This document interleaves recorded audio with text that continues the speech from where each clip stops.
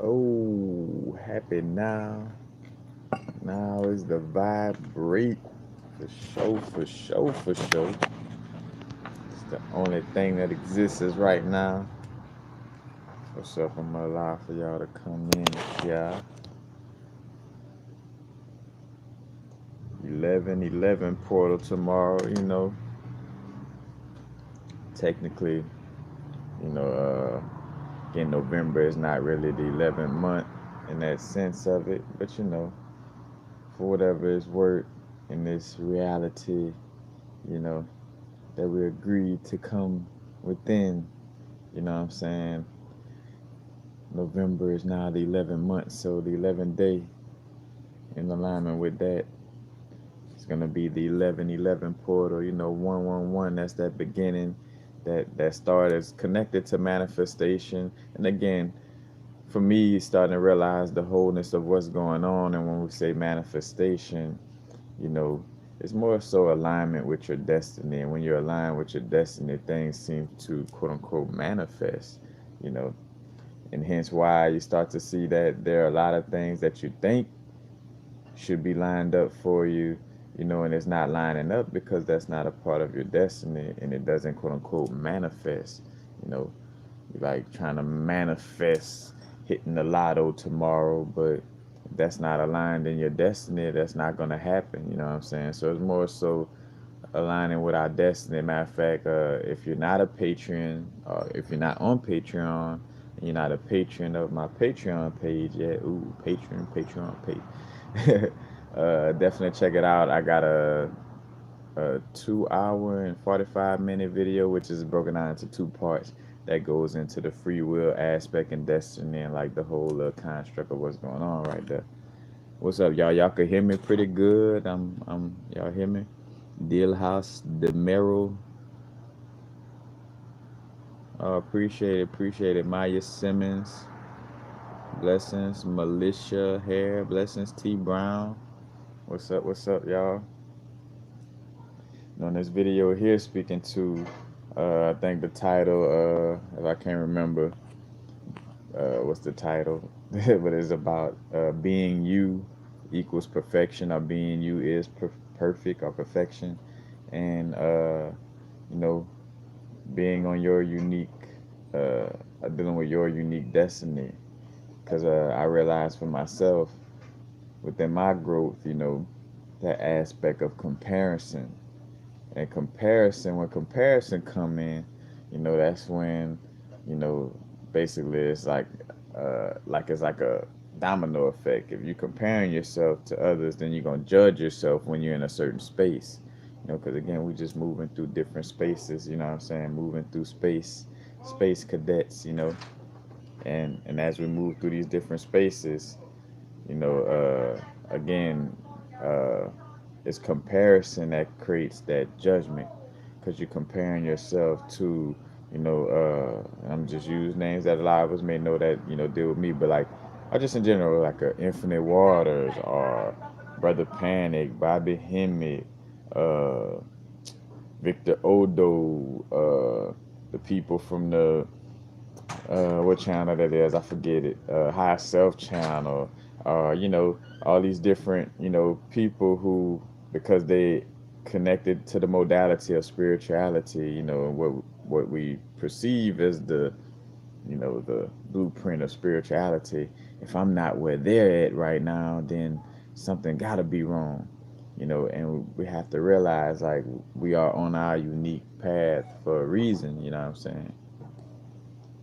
We're in our, like, nobody could be us, like nobody could be us, you know what I'm saying? Like, when I say us, or nobody could be you like you could be you.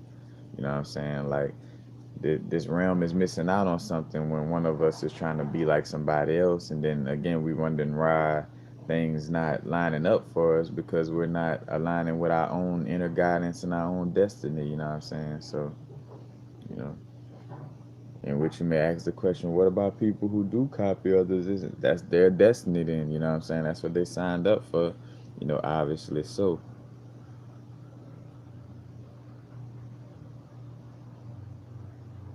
where can you find info on your consultation? Well, matter of fact, I haven't posted anything yet. I just changed the rates on it, and I could give the little mission statement, kind of sort of that I wrote up for it. That's another thing too. Taking inspired action. You know what I'm saying? That's when we say destiny. Destiny doesn't mean, oh, I'm gonna just sit here because everything is gonna happen for me. No, we have a destiny or a destination that we created and lined up with beforehand. You know what I'm saying? We created, uh, on our soul contract to line up with this person. That's gonna be our, our mate.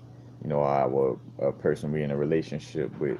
Whatever. But we signed up for these things prehand. We created these situations beforehand, and then lining up with them. You know what I'm saying? But again, for the aspect of like what we do, what we call magic of like working on our subconscious and doing visualizations. That's a part of, playing the game, you know what I'm saying? A part of, being in this realm, is still actively doing things. So as much as we do have a destiny, you're still gonna be taking action. I could say creating YouTube videos is my destiny, but if I'm not picking up my phone and actually making them, then that's not gonna happen, you know what I'm saying? Or if I say that I'm gonna do that and my actions show otherwise so strongly, then maybe that isn't my destiny, to make YouTube videos if it doesn't come to me with these. Because another thing too is the path of least resistance. Like it's all gonna come to you with these. But for my consultations, I'm gonna now have them. It's the minimum is 44 minutes, and it's basically like a dollar an hour. So 44 minutes consultation or 44-minute consultation is $44. 66 minutes is $66. But then when we go over 66 minutes, it'll turn into $2 an hour. And as I'm saying this, I'm very lenient on that, like, because the first people that I gave consultations to, I actually, you know, allowed for us to talk a little longer than, what donation they gave me. You know what I'm saying? But it all lines up because I love doing it. I love, running it with people about these situations and you know. Allowing for my words to be in some way, form, or fashion help somebody gain insight, and more so too is about my intuitive vibe too. Is like because I'm clairvoyant, I like to allow for us to kind of build, you know, allow for us to talk and not make it rush. Because that's another thing. I'm like, hey, we're not gonna rush through this because it's not about rushing in any aspect of our life or being.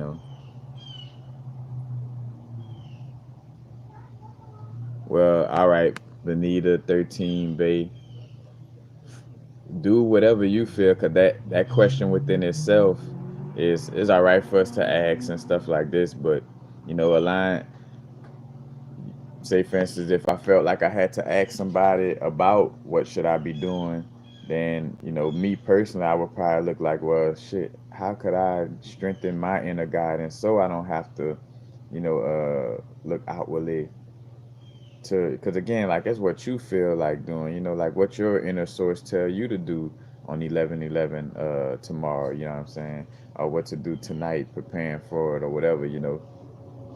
Now again, there are certain rituals and visualizations set in place that a lot of from books and things that's already created, or you could get from videos, because I got videos on visualizations and stuff too. But that's just me being in this moment right now. I'm in this moment of just making sure within myself that understanding that of course we could learn from our reflections within this realm, of course. But and I say but, and at the same time making sure we're tapping into our inner guidance and seeing what our inner guidance has to say, you know because that's what creates a stronger alignment with our soul purpose, and is when we listening to our inner source, our inner vibration. you know but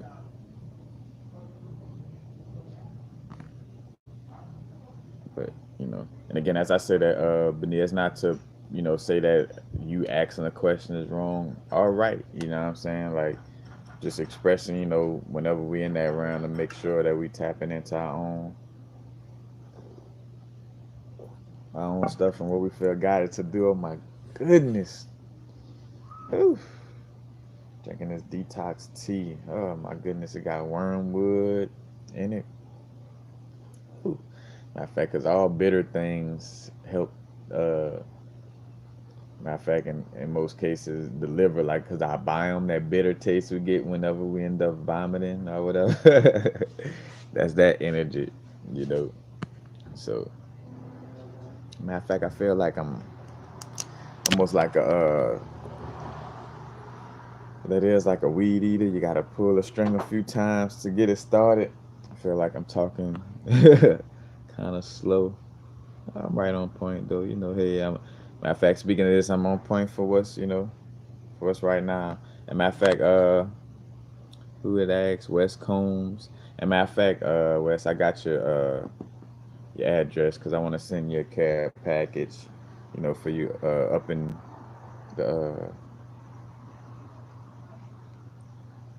the Patreon donation.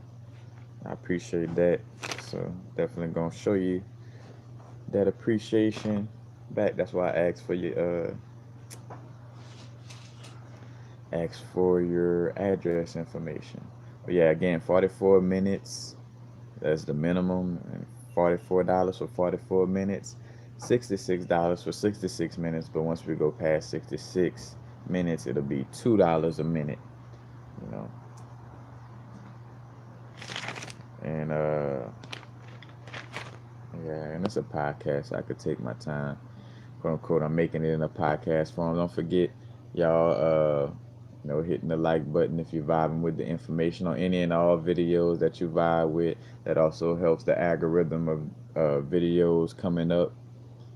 So when you search for them, it'll come up easier, and that also goes into the algorithm of me getting my left funds from YouTube. And again, matter of fact, go into commercial mode. And any and all donations is greatly appreciated. I got my donation links in the description box underneath all my videos. So, you could do that. I appreciate the super chat donations within live videos. It's, like I say, it's more effective whenever it goes straight to my PayPal or Cash App or Venmo. But any and all donations again is greatly appreciated. Because again, I don't do this for the money. Because if I did, I would have been quit. If this was about money, I would have been quit. But it's not about money for me. This is what I love to do. I love to, learn about aspects of my inner universe and healing myself, and I love speaking on the things I went through with on my growth. You know what I'm saying? I love it, telling my little stories, you know, because I love to have, to share things with others on that level that may help them in their realm. But yeah, and also don't forget about the 3 for 3 deal. That information is the Ministry of Oils, pure essential oils right here. I think this peppermint. I got some mandarin right here and some cedar wood.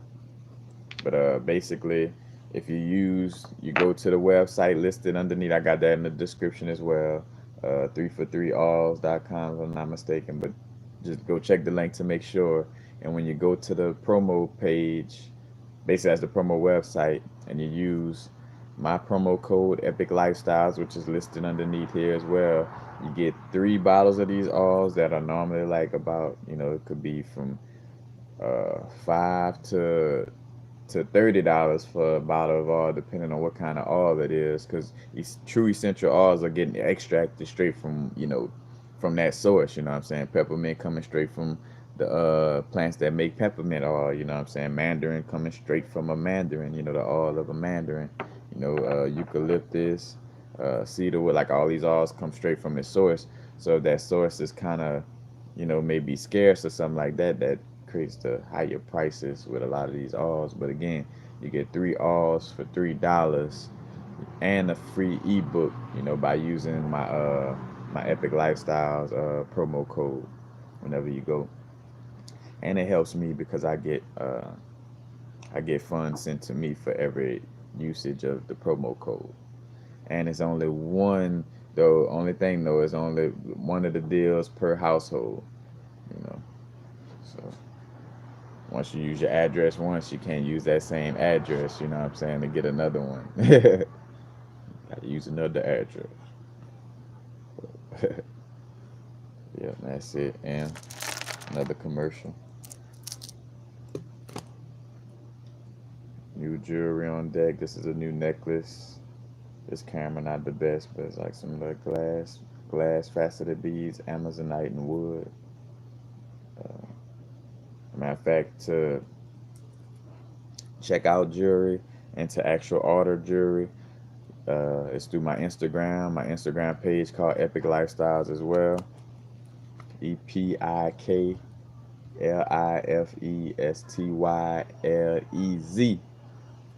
Epic Lifestyles. That's another one. Got some coral. This one is coral and jasper with the faceted glass beads. Pretty nice.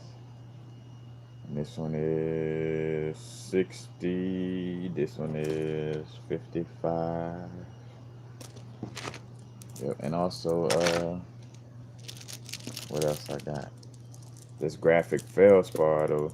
I've been vibing with that. Got the graphic feldspar, black onyx, or rainbow. I should black onyx, rainbow obsidian, sandalwood. Which sandalwood has some great properties as well. Great for creating a meditative state of being. Also, it was used to help the souls transition. Like they would burn sandalwood for funeral service to help the soul. It said to help the soul transition and travel where it needs to go. Uh, After being released from the bodysuit, because that's again what we're talking about. Destiny is knowing what's our sole purpose while we're in this little bodysuit, while we're in this avatar. What I'm saying, in this vehicle, and knowing what we going to do after we leave out of this vehicle.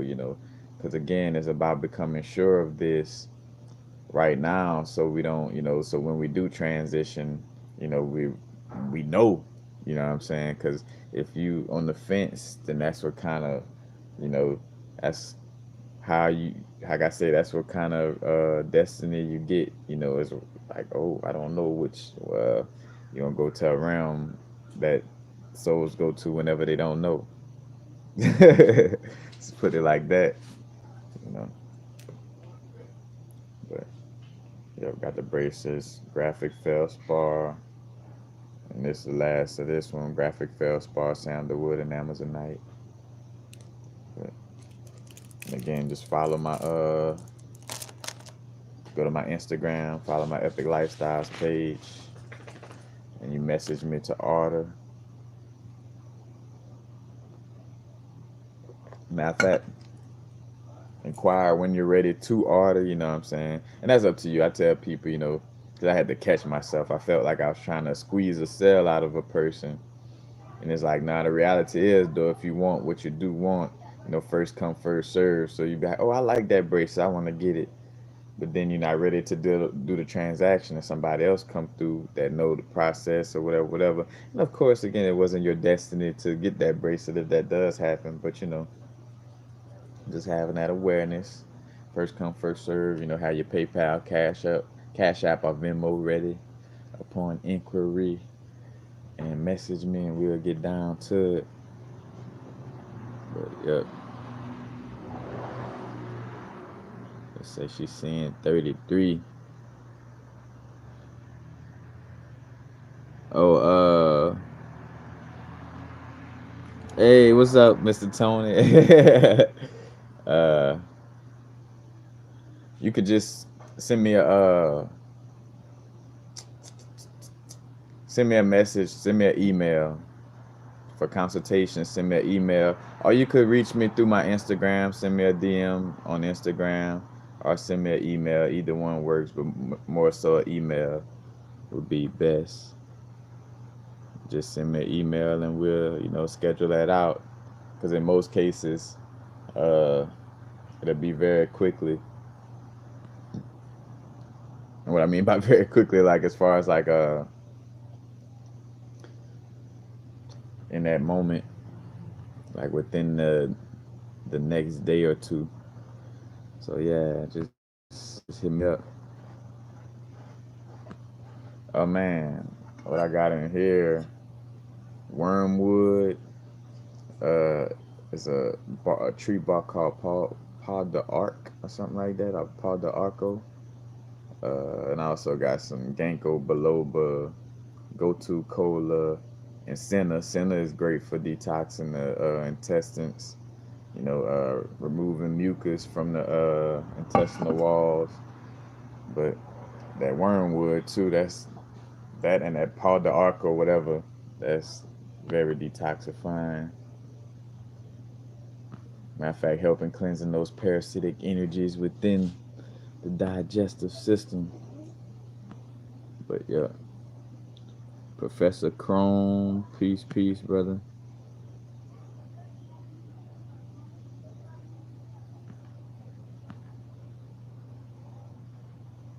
But all right, let me see what's up. Shug's Place, what's up? What's up? Art Campos, what's up? Key, what's up? What's up?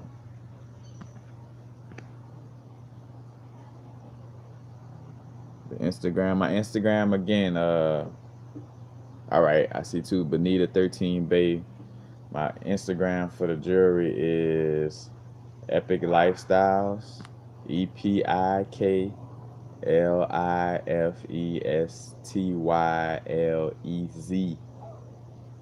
Epic Lifestyles with a Z. And that's also my email as well. epiclifestyles@gmail. EPIKLIFESTYLEZ @gmail.com.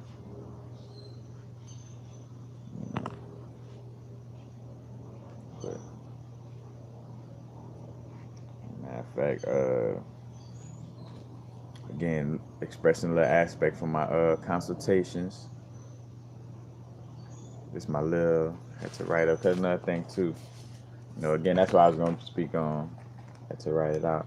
But like, aligning with our destiny does take actions, but it's taking action from an inspired place and not trying to force it. Because if I'm doing a business, yes, it's gonna take certain things or setting things up. We are here in this physical realm, like we're not here to just float back into the ethers. A part of our path is going through our little human aspect, like having this human experience and being in this world, but not of it. You know what I'm saying? Understanding that we are on a human experience, but being a human is not the end all be all. You know what I'm saying? This is a part of this experience right now for a lot of us. And realizing again, there is no comparison, because when we compare our lives to others, that's where the judgment comes in, because we're judging the aspect of comparison, like you're comparing yourself to some other spiritual, again for lack of a better word, like spiritual guru or spiritual teacher or spiritual, somebody who do tarot card readings, or somebody who, you know let's just say could astral travel very well, and they talk about seeing multiple colors. Like I see Gregory Hines tap dancing right in front of me every time I wake up. You know, that's a part of their destiny, and that's where they're at right now. You know what I'm saying? Like it's not for you to compare yourself to someone else's growth. You know what I'm saying? And that's on either flip side. Because you comparing, like, again, where you at right now. In most cases, when you feel like, oh, I shouldn't be here right now, compared to what, because in most cases you're comparing yourself, you on your unique destiny in your unique blueprint. You know what I'm saying? Like where you at right now is where you should be. And if you feel that your environment should look different, then start going within and seeing what subconscious programming has you, within the reality how you see it right now. You know what I'm saying? But well, was the consultation? People who are new to the occult that which is hidden, people who new to the esoteric vibes, which esoteric mean inner meaning, but people who are new to the occult and esoteric aspect of spirituality. When we first have these strong spiritual awakenings, we have so many questions that YouTube videos and books may not be able to help us with. Some call it a shaman, a cult teacher, healers, etc. Healers, for lack of a better word, go through so much on their growth. Uh, for one, because pressure makes a diamond. And again, healers go through so much on their growth and are able to help others due to having to help themselves first and foremost. You know what I'm saying? And pause right there because of that aspect too, like of teaching. Like if you want to be a teacher, like that's backwards to feel like, oh, I want to be a teacher, but I don't want to learn from nobody else. I don't want to learn anything. Or just learn in general. Let's just say you don't want to learn anything. Well, if you don't want to learn anything, aka, allow for something to be a teacher, whether it's a person, place, or thing, you know, and if you don't want to, again, be a student, then how could you even be a teacher? You know what I'm saying? Because, you know, other people would have, wouldn't allow themselves to be your student because you don't want to allow yourself to be a student. And I say you're a student for lack of a better word because, again, it's tapping into our inner guidance, but it's a fact that, again, say for instance within alignment within our destiny that I'm gonna be somebody who helps others on their growth. You know what I'm saying? That like everybody's not gonna be up to speed. Again, back to like, with different strokes for different folks in different moments. Everybody not gonna be up to speed in their and I say up to speed, lack of a better word, everybody's not gonna be on the same level as far as the growth, so it's still gonna be people out there that still new to even knowing what is an inner guidance, let alone to even listen to it. You know what I'm saying? That's where a lot of us come in at, that are again quote unquote teachers, but again it's like by being a constant student is how you realize to be a great teacher, and also realize to be in a constant level of adapting. You know what I'm saying? Like again, moving like water, to constantly be adapting and understanding that things could change. You know what I'm saying? Which one of my affirmations? I'm constantly adapting. I'm doing what uniquely works for me in every moment. I'm always aligning with new ways of doing things. I'm being the unique soul that I am.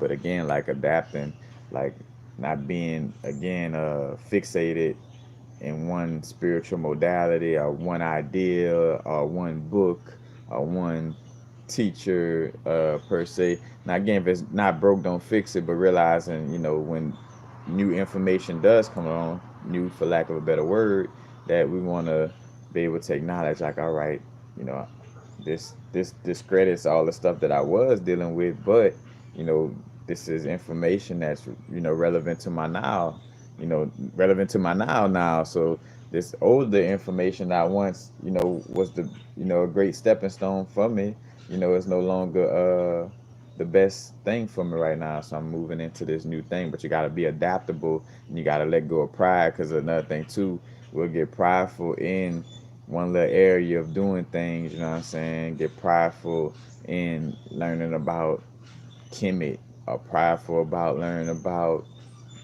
Scandinavia, or prideful about learning about, what I'm saying, Chinese Asian mythology, whatever, you know what I'm saying? But it's removing that pride, you know what I'm saying, understanding that, again, all is one, you know what I'm saying? Everything is interconnected. And like in my previous videos, where I brought up like to not get caught up in the oneness programming, I was speaking to the perspective of how the New Age movement paints that picture.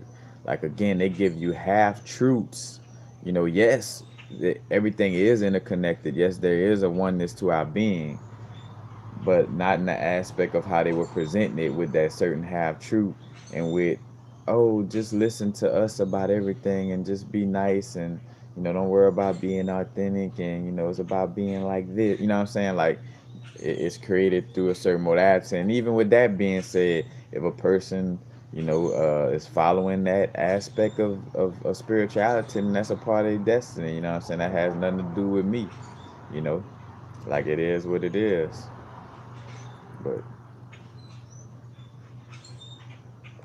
appreciate that donation, Jennifer. Jennifer Randall. But yeah, shout out to the birds creating beautiful music in the background. And again, back to the consultation thing I was speaking on. It's like getting through the so-called these dope, like getting through these so-called dark night moments and learning from experience. You know what I'm saying? Because again, you can't tell a pilot how to fly a plane if you ain't never been in the cockpit. Shout out to the artist Zero, if y'all familiar with the rapper Zero from Houston. He had a famous line like that. Hey Rusty, don't be crying all in my video, bro. You like, well shit, pick me up then and pet me the whole time. I feel you, bro. But anyway, as a little dog. Uh, Again, can't tell a pilot how to fly a plane if we ain't never been in the cockpit, if we never been through these, you know, quote unquote, again, positive and negative aspects or lower and higher aspects, all parts of the same coin, and it's not to be judged as good or bad. It's just a part of the experience, you know what I'm saying? Pressure makes a diamond, but pressure is not bad, you know what I'm saying? It's neither bad nor good, you know what I'm saying? And that's the whole aspect of it. So this consultation is to help you gain insight and perspective on your growth. This is not to replace your own inner guidance. I'm not your guru or your savior. Only you could save you. You know what I'm saying? And in some moments, we are in a space where we are a little unclear on what's going on in our realm and can use some help from an external reflection. And yes, we want to be in tune with the inner guidance, but nothing is wrong with learning from an external reflection, remembering that all is one and everything is interconnected. Internal realm reflect messages from the or should I say external realm reflects messages from the internal realm. So meaning what we see externally is a reflection of what's inside of us. So again, when people be like, oh man, and I get it, thank you for, the video, thank you for this. I'm like, I'm a reflection of what's going on inside of you and what exists inside of you. This information, you know, exists within you. This alignment exists within you. You know what I'm saying? That's why you seeing me. But again, external realm reflects messages from the internal realm, so we can get messages from things within our environment from a person, place, or thing. Hence the video I made recently about the dead bird. Like in that whole connection. Coming across an animal within your day to day. You know what I'm saying? Because even Rusty right here whining, as I'm doing this video, has some type of message or symbology, you know what I'm saying, and what's going on in my realm. It's like everything is, what I'm saying, is a constant message, about what's going on. But uh, again, aligning with our destiny, our destination slash soul purpose are basically what most associate with the phrase spiritual growth, ascension process or soul journey. This is about facing ourselves to the fullest without any filter. That's another thing. It's about not putting, like, you can't be, and I say you could do whatever you want in this motherfucker, but or whatever's lined up for you in your destiny. But again, with these consultations is about being prepared for straight up information without a filter. You know what I'm saying? Like, your spirit or your soul, you know what I'm saying? It's about alignment with your soul purpose. It's not about you being in a negative, and I not say negative state of being, let's just say a lower vibratory state of being in connection with your egoic humanity aspect, you know what I'm saying? Because if you, again, like, it's your that human ego aspect that wants to keep you in the same place, in which again it plays that contrast or that antagonist for a reason. It serves a purpose.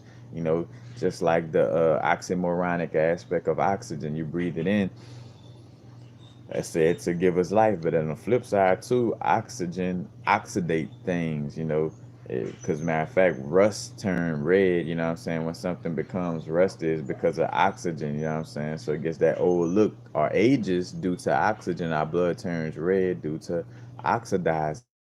And here it is that we talk about, you know, oxygen. Oh yeah, good oxygen. And on the flip side, we taking antioxidants, you know, so meaning anti-oxidation in order to stop the aging process. You know, so you see the, you know, the oxymoronic aspect of being in this realm, you know what I'm saying?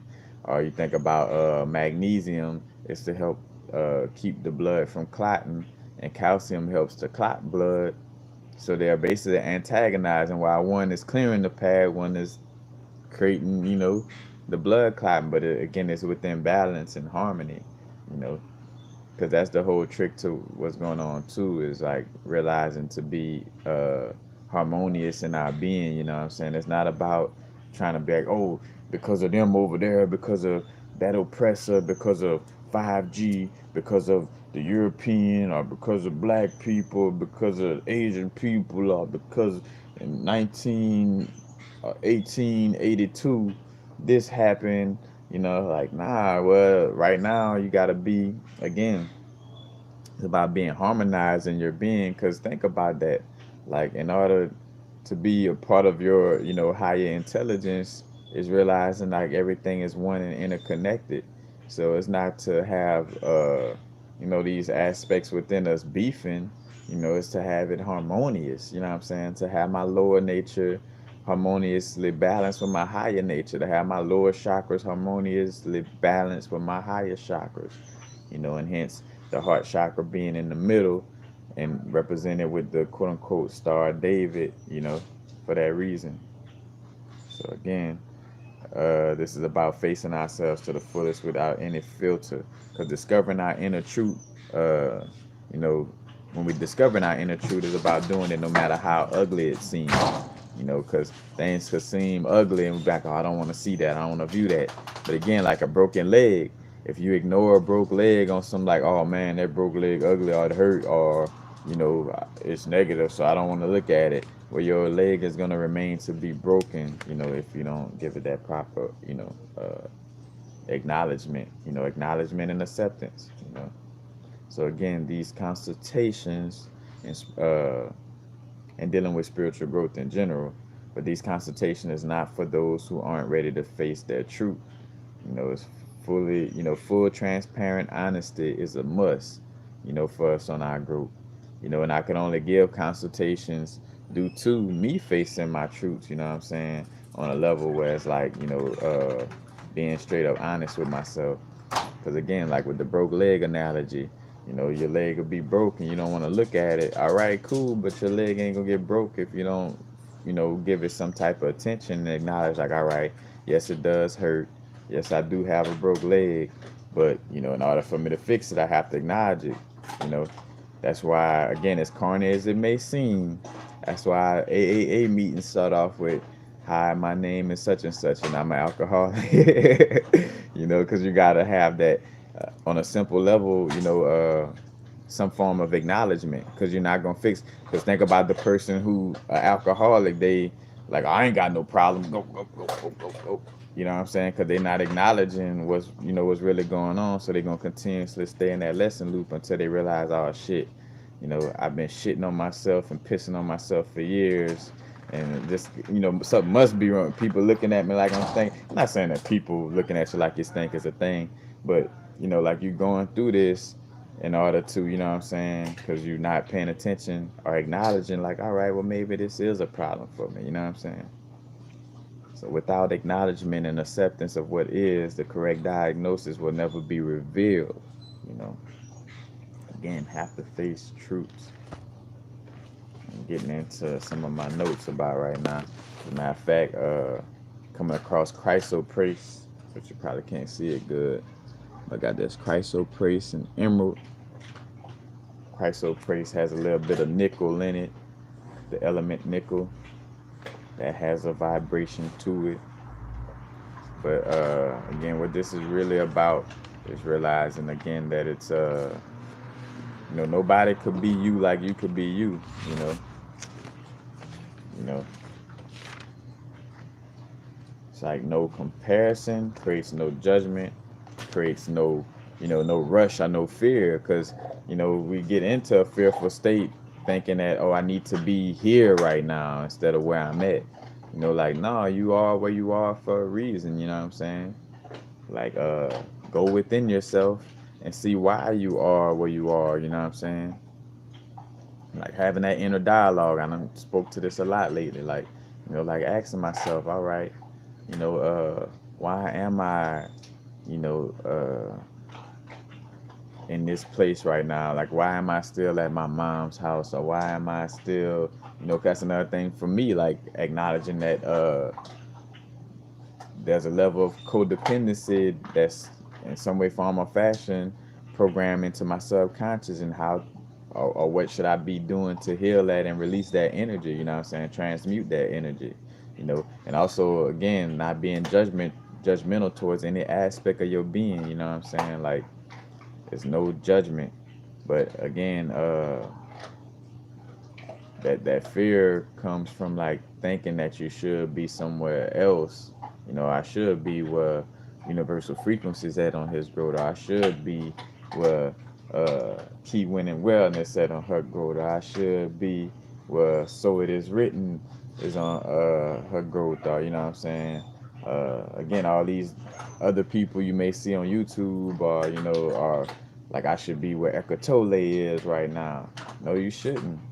you know like, everybody is on their unique design path, you know what I'm saying? And design is close to the word destiny as well, and destination. But you have your own unique design that you signed up for on the soul contract in this life.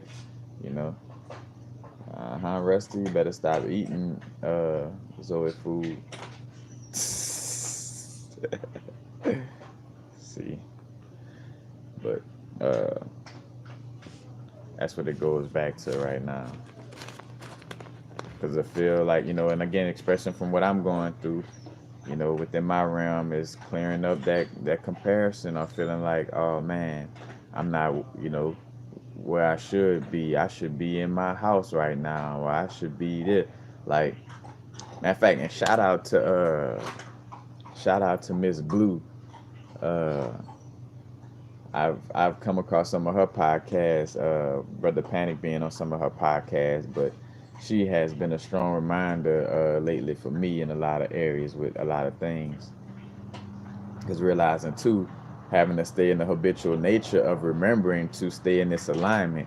Because I even look back and be like, bro, I did videos speaking on this already, but if I keep falling out of the habitual nature of understanding this, you know what I'm saying, and keeping it, within, within the loop of my day to day, or should I say in the loop of my moment, then I, again, fall into these places of where, you know, I'm not realizing that I should, again, trust the process and realize that there's no place that I should be in that sense, because again, I'm on my own unique path, on my own unique journey.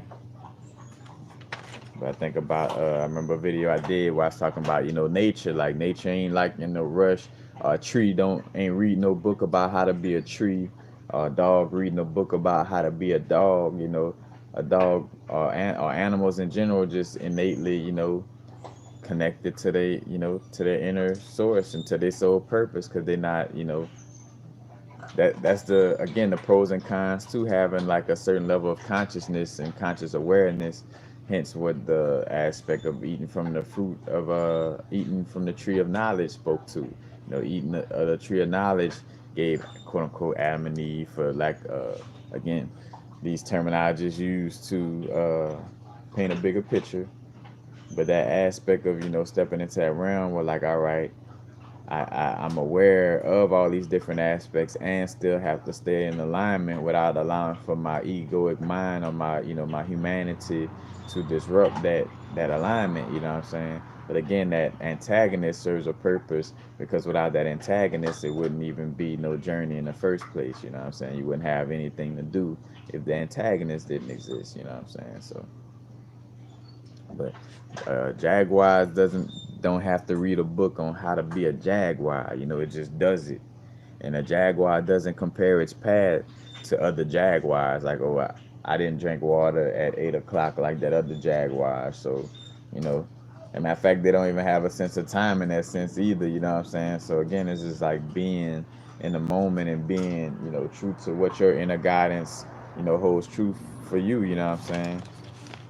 And again, stepping into a place where, we're constantly just we're in a state of being, just being now in a clear manner that allows for our inner guidance to speak with clarity, like that's the whole aspect. And to get in that habitual nature of that, to get in the habitual nature of uh, taking action due to inspiration that's in alignment with your inner guidance system and the bigger purpose, you know what I'm saying? Like that's the whole thing. Like Triple H, the habitual healthy habits, being a habitual nature of always, being in alignment with this energy.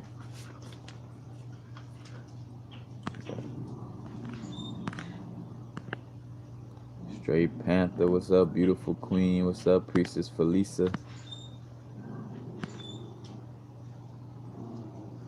Awesome dude, super cool.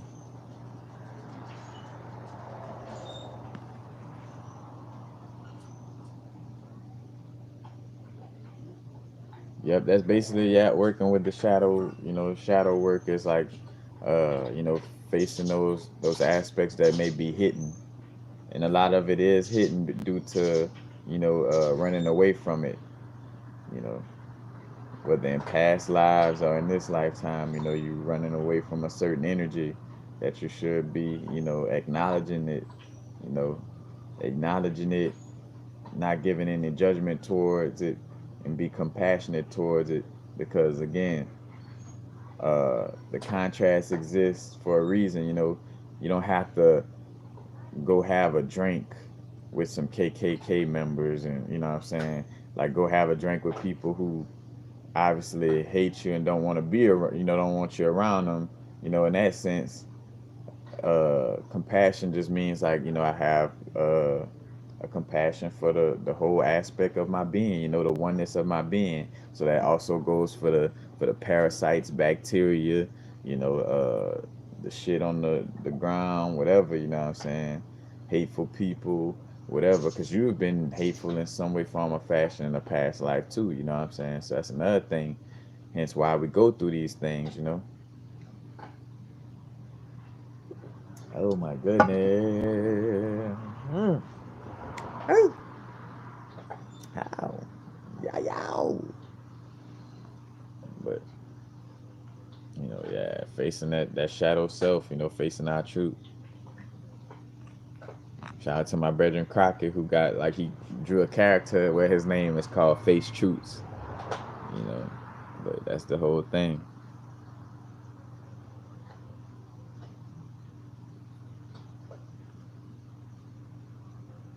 Andrew Matoy, yep, sparking up, doing some yoga.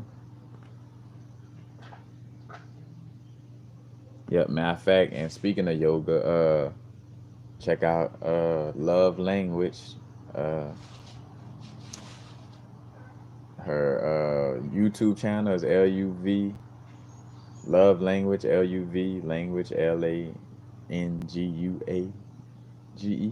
Yep, spelled that right.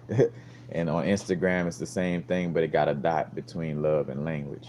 But she does Reiki healing. She also is a yoga instructor, and she has a website as well. But you could get to her website from the link is connected with her YouTube channel. So definitely check that out. But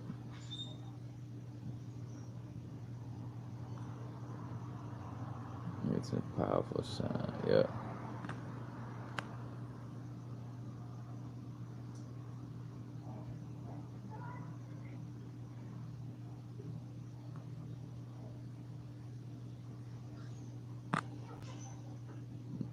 Yeah, matter of fact, that's another thing too. Tapping into the astrology,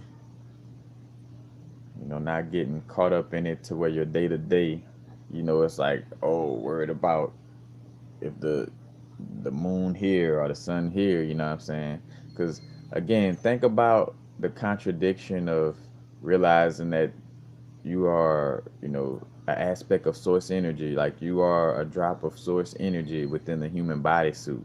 So that means your true aspect of being is source energy. And source energy, again, like Abraham Hicks explained it, like reason why you feel sad or you know what I'm saying, or any of these feelings is because your source energy is not going down into that pity party with you. So that's why you feel some kind of way, because you're disconnected from your inner source in that moment. Whenever you're being sad, you're disconnected from the aspect of knowing that, like this is a part of my experience, and I'm so, you know what I'm saying, like I'm an aspect of source. Your true state of being is always in connection with that, the understanding of the oneness, you know what I'm saying? So you feel these little aspects of sadness and sorrow and this and that whenever we disconnecting from our source, because when somebody transition, you know, when we understanding and connected to our source, we understand like, oh shit, that person that transition really didn't go nowhere. Now again, we are on a human experience, so of course a lot of these things may pop up. That's the whole aspect of what we're dealing with, is like doing our best while on our human experience, because we're gonna experience some human shit. Like that's gonna happen, you know what I'm saying? It's to not allow for that to constantly be our habitual nature of being in, again, our temporary egoic human consciousness, you know what I'm saying? Like to be in a state of alignment with our higher self, the higher self that we are. But again, the info is all inside of us already. That's another thing too, with the balance of that, like making sure that you're always tapping into your inner guidance system. It's okay to read a book or watch a video, but don't, you know it's out of alignment when we're watching it, reading a book or watching a video, to replace our inner guidance system. Like, and that's a lesson loop within itself. Like you're gonna constantly be wondering, like, bro, why I'm going through this, or why, you know what I'm saying? Because you're not tapping into your inner guidance. Like you're always going to something else before strengthening your inner guidance again. Because there's nothing wrong with taking a class or having consultations, reading a book, watching a video. It's when you put that before your inner guidance system, and you do it constantly and on a majority, like again, because everything is like a percentage. Like with the percentage of your moments, quote unquote, time, how much of your moments is being spent strengthening your inner guidance and connecting with it, you know what I'm saying? Like just sitting down quiet with yourself, you know what I'm saying, for a nice little while, that again, to just be, to allow for your inner guidance system to get louder and louder, so you could get more clarity when hearing that, that, or should I say, feeling that inner voice, you know what I'm saying? Because it's more so too like a feeling, like you could feel a certain inner guidance compared to like a thought or something telling you that you should be doing this on that level. But because again, comparison and listening to others more than your inner guidance is what you know creates confusion. That constant comparison aspect. You know, yes, we could learn from somebody who doing what we do. Like you could get a mentor and learn how to, you know, how to be a better tarot reader, how to be a better astrologist, how to be better at deciphering crystals. You know what I'm saying? Or you know, how to be a better yoga instructor. Things of that nature. But it's all, you can have that mentor, but it's not for you to follow their every action. You learn from certain aspects, you know like uh a crackhead might know how to fix a car, and know how to fix a car well, you know what I'm saying? So I could learn from that crackhead of like how to put the car together.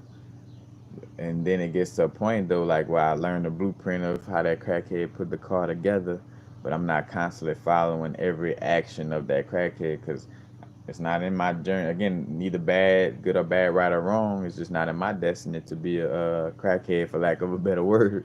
So, you know, I'm not gonna I'm not gonna listen to everything that crackhead tells me. I'm gonna just listen to the aspects of when, that crackhead is speaking on fixing a car, because I know when that crackhead is speaking on that, it's speaking from a place of experience and and from knowing what he or she is talking about. Goodness. Hey, hey.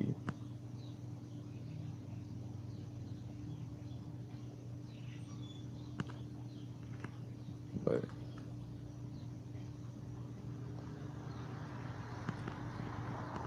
yeah, but I'm gonna get to some of y'all questions. Matter of fact, Abraham Hicks is a scam, but if you are in a way, nah, I wouldn't say Abraham Hicks is a scam in that sense.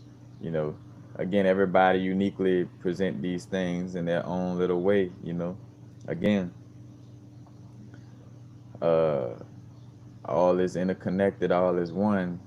So it's not to be, of course you could call him a scam. A scam is real, but again, like with that understanding, like I know for a fact, there's certain little aspects on a psychological level where again, it may not be no quote unquote Abraham, because I think about just like with tarot cards. Tarot cards, basically, I done spoke on this before. Tarot cards allow for a person who's intuitive and who reads energy well, are very clairvoyant on whatever level of clairvoyancy they strong on, whether it's clear seeing, smelling, premonitions, whatever. But tarot cards allow for a person to it's like a modality that makes a person comfortable with listening to you know uh some type of insight like that. You know what I'm saying? Because if a person just walking around like, hey, let me just tell your future, I'm not say tell your future, but let me tell you what's going on in your now and what's going on in your energy field, you know people may not be as open to it as when it's tarot cards involved. You know what I'm saying? And it feels like, oh, the card, like it's mystical, the card's doing something. Because again, it's just something about us, and which rightfully so, in the understanding of like, you're not just straight up taking information from any human in that sense of it, but at the same time, uh again, like what I say, ain't nothing wrong, good or right or wrong about receiving information from uh someone externally. But what I was getting at is the aspect of Abraham being created. So with that connection to a higher voice called Abraham, people would be more in tune to or open to receiving that information. You know what I'm saying? And again, that's a part of Esther Hicks' destiny, is creating that Abraham character, but basically channeling her higher self and sharing that information. You know what I'm saying? Because again, it's no one aspect. Like I deal with learning from different aspects of my external realm. You know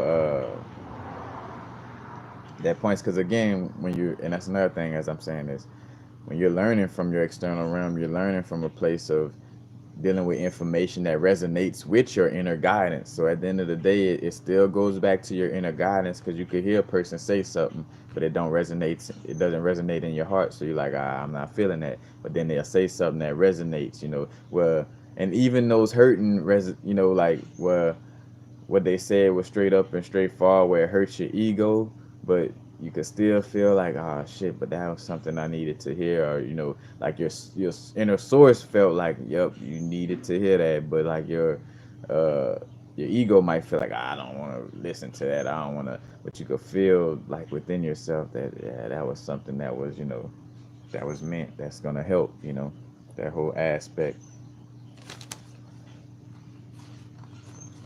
But again, our inner guidance will give you your inner guidance will give you the inner feeling, of what actions to take.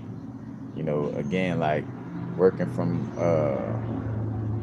being in the moment and then allowing for that insight to come to us, and we're acting upon inspired, we're taking inspired action, so to speak, you know. But it's, again, like we have to have that moment of sitting back, clearing our mind, and we take off like that truck right there that's taking off. If we sit back, clear our mind, and then we'll get to a space of hearing or feeling that overwhelming energy of like, all right, work on doing a song right now. You might feel like, oh, that's a fluke. Then you sit down a little more, and being quiet, and then that feeling just gets stronger. Then it'll be, you could say that, all right, maybe it's meant for me to work on a song right now. But you could, feel it instead of like trying to work through some things that you feel like, oh, because I'm an entrepreneur, and because the blueprint for entrepreneurs say that you got to do this and do that. I'm gonna do this right now, like, because that's not your inner guidance. You're going off a blueprint of, again, of a subconscious programming. Again, because that information could be beneficial for you, like learn about how to be an entrepreneur or what actions to take as an entrepreneur. But if you're acting upon them through, you know, like through just listening to that, what you think you should be doing in the moment instead of listening to it, because your inner guidance is letting you know, like, all right, this part of this aspect of you being an entrepreneur, this is what you should be working on right now. It should be from your inner guidance. It should be a nudge from your inner guidance, and not nothing external or no external teachings. You know, uh, being the end all be all for why you're taking action. You know what I'm saying? Because again, it's a template that's programmed into us that make it seem like uh, what you truly feeling is wrong as well. You know what I'm saying? Because you'll catch like insight to do something, but because of us holding on to what a book might have said, and again, that's what a balance of everything. Again, a book and somebody who has consultations or teachers, or people who do videos or videos in general, these things, neither good or bad. It's all neutral. It just depends on how you interface with it and how you work with it, on what on what happens in your realm of reality. Because again, a book could be something that's harmful to you in a certain moment, or it could be something that's beneficial. It all depends on your moment. Water is one of the most life-giving things. It could be beneficial to you in a certain moment, or when somebody trying to shove 500 gallons down your throat at once, it could be unbeneficial. You know what I'm saying? It depends on how you're dealing with it. You know. So again, like uh like with me doing this video, like I had this video mapped out and planned, like, all right, I'm gonna do this video at 1:11 Central Time. I'm gonna do this video at 1 p.m. With 11 minutes, 111. But if something would have inspired me to say nope, like my inner voice would have told me, like, I want you to chill out and not make a video at all, you know what I'm saying, like not do anything, then I'd have been chilling out, not doing that video, you know what I'm saying, like listening to the inner guidance. Even though, oh well, uh Tony Robbins or such and such say, when you create a plan, you got to follow through with it. And I'm not knocking those, as I'm bringing that up as just examples, you know what I'm saying? Teach his own on what energy you vibe with on that level. But, because so and so said, once you do this, follow through with it, I got to follow through with it, even though your inner guidance telling you to not, to not do it. Even if you got it planned, like, things changed in your moment. That's why, getting back to being now and being in your moment, because, your moment, and what's best for your moment shifts, you know what I'm saying? And what was perfect for your moment moments ago may not be perfect for your moment in this moment, you know what I'm saying? Like, what was perfect for your moment, quote unquote, yesterday may not be what's perfect for your moment in today, for lack of better words, yesterday, today. And also, again, back to the inner guidance aspect, and back to not comparing yourself and not feeling like anything is in a rush. Like, there's no rush and there's no forcing.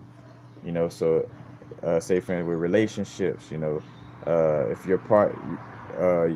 your partner or should I say, let me say this right. Oh, your partner shouldn't be your partner if you or them view themselves as being held back by the other.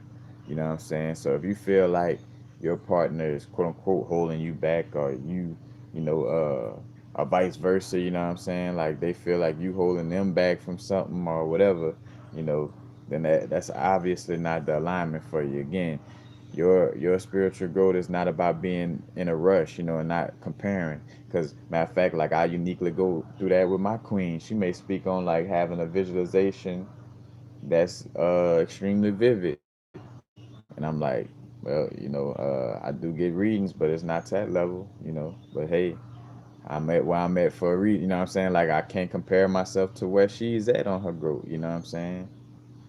And again, unconditional love. She's like, oh well, because you don't see, you know, these things on that vivid level like how I see it.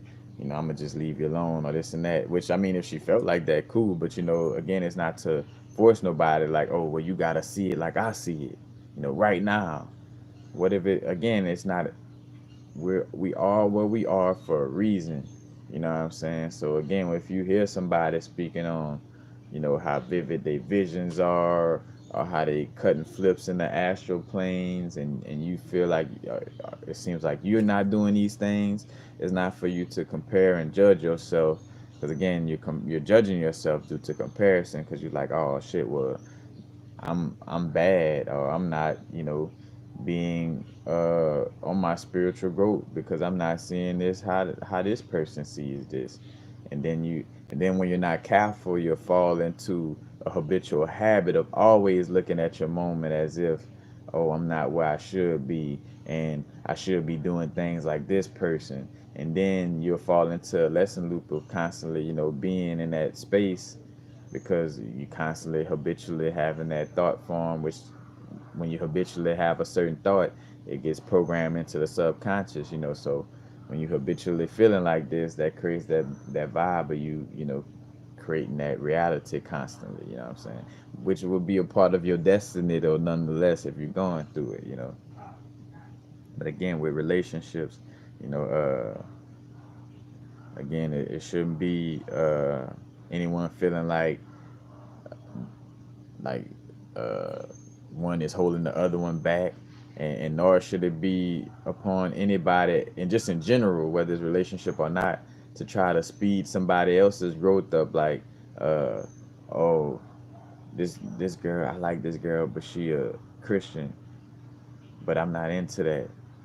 Well, then maybe it's not in alignment for you to be with her. Because if you can't accept where she is in her growth, you know, it's definitely not for you to be like, but all right, she a Christian or he or she a Christian, but now I'm gonna still be with him, but I'm gonna just try to influence him to be like me. Like, no, that's technical file, tech file on the play.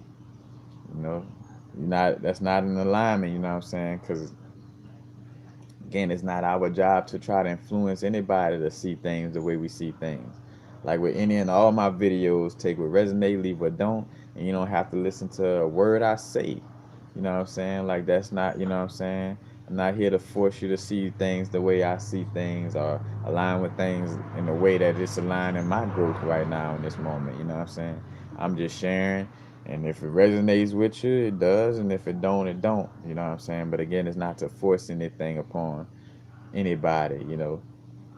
Because yes, there may be some type of like more so like when people talk about the urgency of aligning with, you know, with your inner source and stuff like that, is to have these realizations to align with your inner source and not like, oh, chop chop, you got to be where these people are on their growth right now. Like chop chop, you got to be a master yoga, a master yogi right now, like so and so, or you got to be you know, doing whatever like so and so right now, chop chop.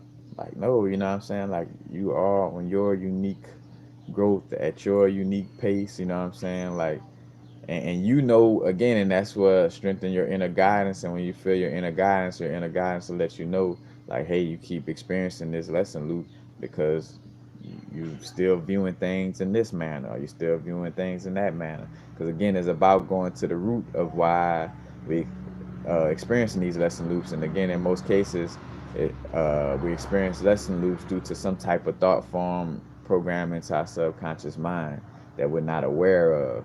And hence, since we're not aware of it, that's why, the beauty of this universe, in that sense of it, the beauty of us, the beauty of our inner source, and this whole mechanism that we're connected with, where the reason why you're experiencing these lesson loops is to make you aware, like, hey, you still got this subconscious programming, you know what I'm saying? And if you are in a place that, you wouldn't like to be, you got to change the way you look at things, you know what I'm saying? And when you say it's a place that you wouldn't like to be, that's not for you to judge that place. Like, yeah, you might not, like, say for instance, like sleeping on a park bench, that may not be a place that you would like to be, but you do have to accept what is, like accept that, all right, I am sleeping on the park bench, and this is just a part of my growth, you know what I'm saying? This chapter of my book is, this is what page we on right now, you know what I'm saying? And again, talking to my inner guys, inner source, inner, higher self, however you want to, some people, tend to call it spirit guides, but I mean, it all goes back to you, you know what I'm saying? But what's going on in my outlook and the way I see things, or what's going on in my perception that has me in this lesson loop of sleeping on this park bench? You know what I'm saying? Like, what created this? And it might be like, you get an answer later, or something show you later that, all right, it's due to the way your guardians raised you. Whether it's your mom and daddy, or just guardian, again, whatever raised you, or whatever situation or environment you was raised in, and what you heard when you were, again, coming up in your new little bodysuit, you know, that's what shaped a certain subconscious programming that has you where you're at. You know what I'm saying? And again, though, is acknowledging that situation, and realizing, again, I'm going through it for a reason, and uh, I am where I should be, and I'm gonna be here until I get, because again, it's like passing a grade. Like, you're gonna stay in the fifth grade until you get this lesson, and understand what's going on for the fullness of it. You know what I'm saying, and not just half-ass know, you know, like fully get into that understanding. Because again, you cannot mess up being you. You know, you are your unique soul spark. You cannot mess up being you in your destined path. Like, it's your destined path, not your lover's destined path, not your earthly plane family, not your soul family, not, again, so and so on YouTube, or so and so who, got all these accolades, or whatever. It's your unique destined path. So you cannot mess up being you. Because again, a lot of the reasons why we have a lot of these lesson loops is because we feeling like, in comparison, like, you might be doing movie filming, and you like, oh, I'm not on the level of Steven Spielberg or such and such yet. But it's not, you are where you should be, you know what I'm saying? Like, don't compare yourself to somebody else. Just, again, be in your moment, and love your moment, and take the proper actions in alignment with your source, with your inner being, and you align more with your destiny, you know what I'm saying? Point blank period. Again, and hence why a lot of things do speak to, different strokes for different folks, because some of us could read books or watch videos without being dependent on those books or videos, while some of us may be too dependent on any external thing we come across. And even that, again, that's some type of inner work to be done. Like, it's because you're not hearing your inner voice loud enough, so you're just scratching and trying to, again, fearfully trying to get to whatever information that's labeled spirituality, or helping me on my spiritual growth. You're just trying to scratch to it, and, what I'm saying, and get a vibe of, you know feeling like, all right, I'm doing something. And then you get to a place of being in the same place, then you realize, like, a month later, like, oh shit, I'm still in the same spot, even though I don't watch uh, 100 Universal Frequencies videos, 100 Brother Panic videos, and 20 Bobby Hemmitt's, and uh, yeah, I don't watch this and watch that, and read the book, The Lesser Keys of Solomon. I done read The Power of Now and none of that, but I'm still in this space. You know what I'm saying? That's because again, it's still something going on inside of you, that needs to be checked. You know, and again, getting to the roots of these aspects and not just dealing with it on a surface level, but really going in on the root level and seeing what's going on inside of us, and not constantly again just surface level vibes. It's like again going back to, because again, healing our inner mother, our inner father, and our inner child. You know what I'm saying? And healing our past lives. Integrating that energy. Matter of fact, very soon I'm gonna have a video on Patreon where I'm gonna go through certain. I've been getting little channels of certain little visualization exercises to use to help on your growth.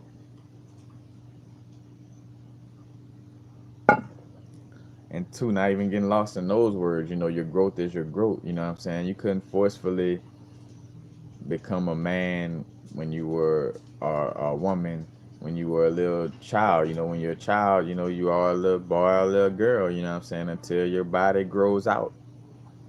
You know, because even as a soul, that's like, you might have knew as a little child, like, bro, I know I'm an old soul, and I know I should, you know, be talking to grown-ups like this or that or whatever. But you know, you are where you are for a reason. You know what I'm saying? And that's a part of the growth.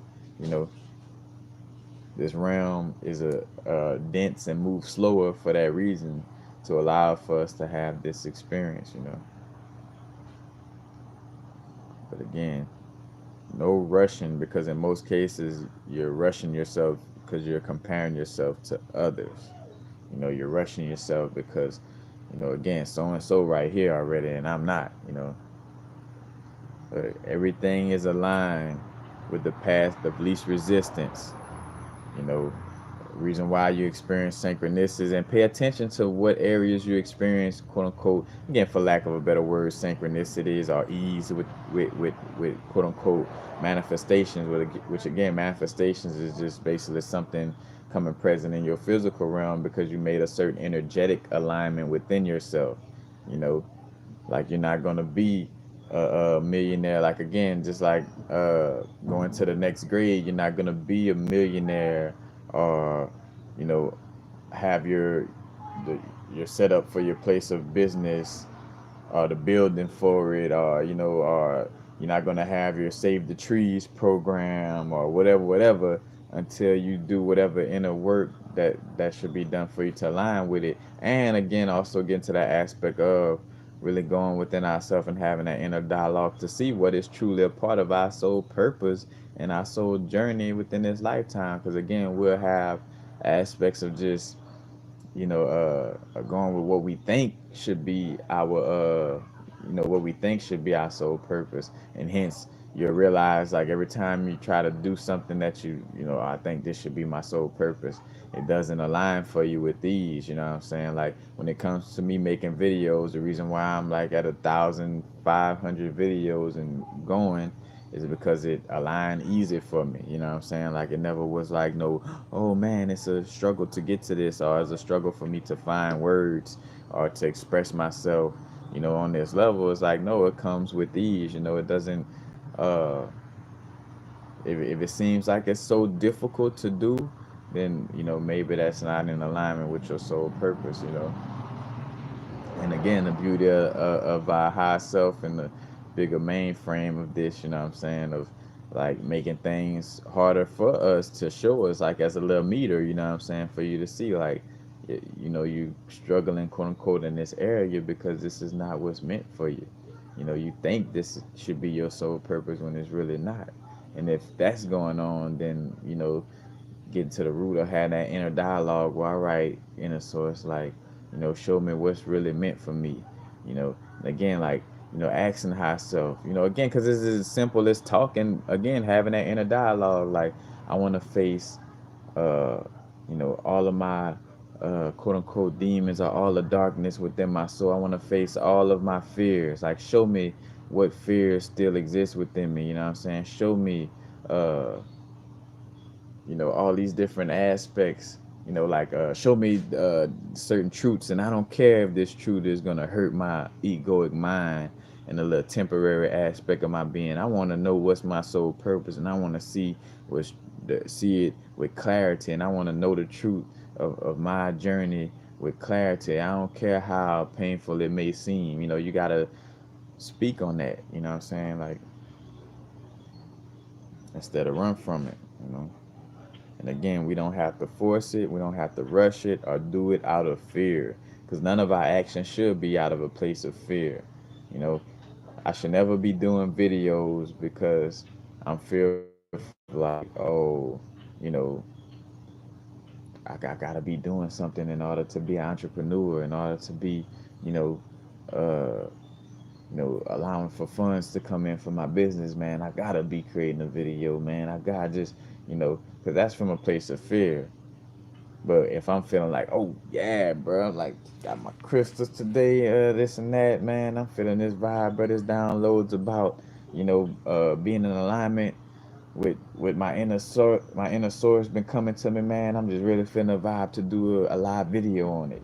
That's different, compared to like wanting to do it from a fearful place of like, oh, I gotta get this job because I fear funds not coming through or this and that. Like, nah, I'm gonna do this because I feel like it aligns with me, or because I enjoy it in some way, form, or fashion. You know what I'm saying? Like, I can't be looking to do things out of scarcity or fear.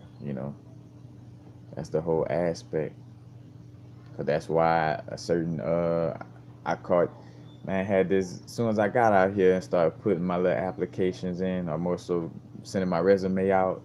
Man, this place called me with the quickness, and I'm like, oh shit, bro, that's quick. Like, oh yeah, like, alignment, manifestation. But it was more so it coming quick to show me that, maybe it was something that wasn't in alignment for me.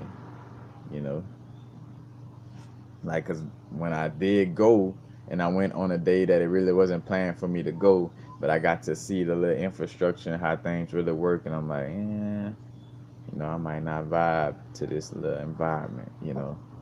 So again, I was allowed to see that for a reason, you know what I'm saying? But again, not pushing through out of fear, because for the most part, a lot of us be taken care of.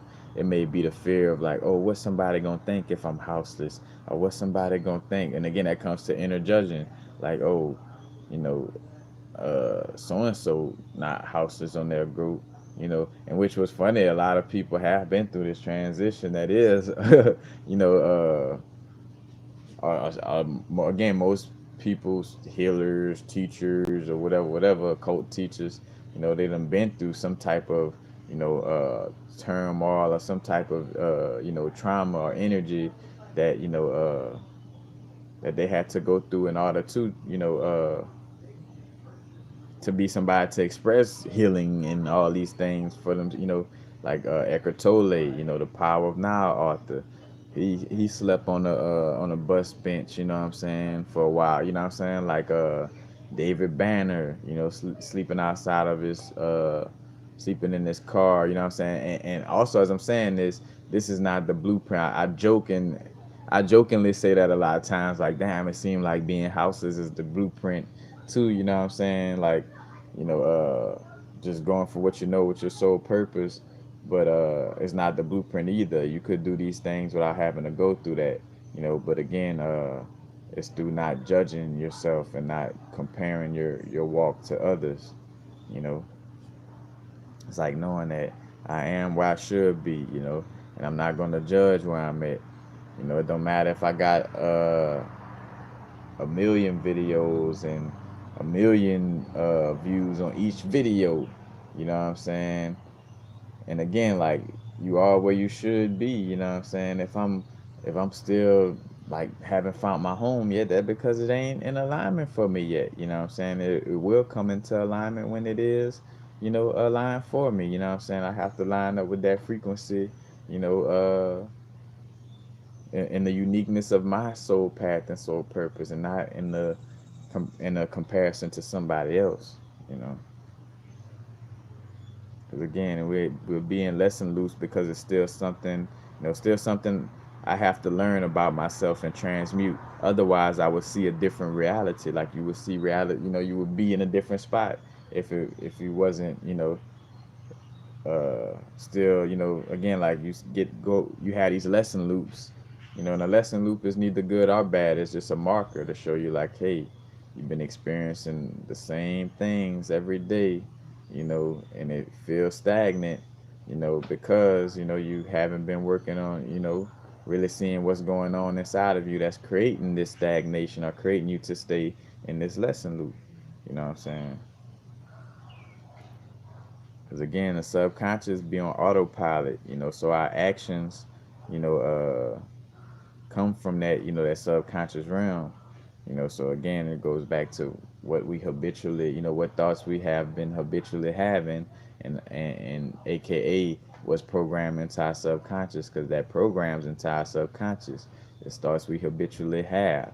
If you habitually think the thoughts, and that's where it becomes, again, where you don't have to neglect family in that sense, but I think of, like, in connection with certain family members or people who may not, be an entrepreneur, let's just say, what I'm saying, like, it's not for you to listen to those aspects, because you're getting the habitual nature of, like, oh, well, you got to do this, you got to do that, and listen to these certain little things that's, where you constantly listen to these thoughts. They get plugged into your subconscious mind, and then it starts to, what I'm saying, show within your realm of reality. And again, the higher aspect, all a part of your destiny. But again, a part of playing this game, though, is going with, with playing the game, what I'm saying, and doing these certain actions, what I'm saying. Because again, you could sit around doing nothing, but, you know, everything not just going to pop up in that sense of it. You got to do some type of work, what I'm saying. But that work is taking inspired actions that are inspired by your inner source and your inner being, you know.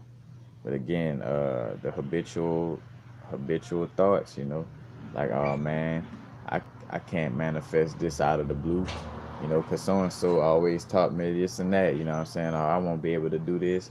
Oh, that girl won't talk to me, what I'm saying. If you habitually have that thought all the time, like, she won't talk to me, she won't talk to me, she won't talk, or girls won't talk to me, or men, or vice versa, what I'm saying. Or men won't talk to me, men won't talk to me. If you keep that practice thought, then that becomes something that's plugged into your subconscious, and then you'll have that, that'll be a part of your experience. And you see it within our day to day, the people who confident in it, in themselves in that area, they have a different experience, what I'm saying. It's like clockwork, what I'm saying. The person that's in the NBA is not there because they had the habitual thoughts of, I'm not gonna make it to the NBA, I'm not gonna make it to the NBA. No, they had the habitual nature of, like, bro, I ain't gonna listen to what nobody say, I'm going to the NBA. you know Jay-Z famously said about his uncle, like, oh, you think you cool Mo D or something. Like, he told his uncle he was gonna be a rapper, and his uncle, like, oh man, you think you're gonna be this and that. He didn't listen to his uncle. He listened to his inner, source that was telling him, like, I know I'm gonna be a rapper. You know what I'm saying? Like, and again, it's the habitual nature of your thoughts, like what you habitually listening to. You know, because again, we creatures of habit, and the subconscious going autopilot of what we constantly been listening to. You know, and again, and back to that aspect too. No judgment towards yourself. You know what I'm saying, and no comparison of, like, trying to compare your growth to somewhere else, and that's what gets you in the crossfire. Like, again, like, oh, so and so a millionaire right now, and they got the same amount of videos as me, you know. But that's not, again, that's not my path. Like, my unique path has me somewhere else right now. You know what I'm saying? And it's not to judge, because again, if I'm comparing and I'm judging myself, like, oh, well, I'm not where I should be, or I'm not, you know what I'm saying, and I get more of that because I'm habitually in the nature of judging myself in comparison to somebody else. Again, like, you're unique, like, only you could be you. And you think about that, like, that's facts, like, only you could be you. You know what I'm saying? Like, nobody could be you the way you be you. You know what I'm saying? Like, and hence the people who we look up to, why we look up to him like Michael Jackson, like, cause nobody did the moonwalk like Michael Jackson did the moonwalk. Nobody could do the James Brown like James Brown did James Brown. Nobody could do Rick James the way Rick James do Rick James. Eddie Murphy, Chris Tucker, whoever, you know what I'm saying? The list goes on of like all these people who uniquely be themselves. And reason why we kind of, for the most part, look up to a lot of these beings, you know what I'm saying? Because in some way, form, or fashion, we realize like how unique they were. Matter of fact, shout out to the new Dolomite movie. Like that Dolomite movie might not seem like nothing, which everything you could learn from. And like watching that Dolomite movie and seeing how he just like, I'm like, damn, Dolomite really just did this shit from scratch. Like this one of the jokes, when he first started, he was introducing people to the stage, and he had to, had to just constantly believe in himself because his boss was like, "Hey, bro, don't start with none of your jokes on stage and none of that shit." You know what I'm saying? Do what you go upstage to do, and don't start no other shit. You know what I'm saying? But Dolomite believed in himself, like he believed in his dream, because that's what you get. Like when I watched it, that's what I got from it. Like Dolomite was just constantly like, "Bro, I'm gonna make this shit happen. I'm gonna make this shit happen. Like I don't give a fuck." You know, he paid the little crackhead Rico, little homeless crack, whatever, you know what I'm saying? But he paid that brethren to like send him the jokes, and he sat down, learned them jokes, like was listening to that shit like day to day, and then got on stage and you know what I'm saying, and had the little act and people started laughing, and Dolomite was born. And even in the movie he expressed like, like, because he put this lady on, her name was Lady Reed or something like that, and he put her on, and she was like, "But man, I ain't, this and I ain't that." It's like, bro, you see this shit? This is a wig, bro. Like, and hence why, actors, and why a lot of us look up to, actors, and hence why again that little whole aspect of uh, them being called stars as well, because again, not doing everything like somebody, but seeing that like, hey, if this, when I say if this is like a act in a movie, like being in this reality on this earthly plane existence, in this matrix, in mama matrix, you know what I'm saying, like this is a show, this is an act, you know what I'm saying, it's a simulation. So why not, act your role out to the fullest, you know what I'm saying? And that's what we get from, these actors, is because they know how to act without, you know what I'm saying, like, oh, well, I ain't gonna say this because people might look at me like this if I say this in the movie, because that's even a thin line between, people acting out certain roles that others may judge. But again, like, you acting in the movie, you got to be able to really really act like that, you know what I'm saying? How do you think, bro? You gotta, oh man, you good. You gotta be able to really, really act. You know what I'm saying? That's why we look up to a lot of these people. But again, Dolomite in the movie, he didn't even know how to do kung fu. They ain't even had no spot to record the movies at, but he made that shit happen. You know what I'm saying? Like they did that shit out of an abandoned building.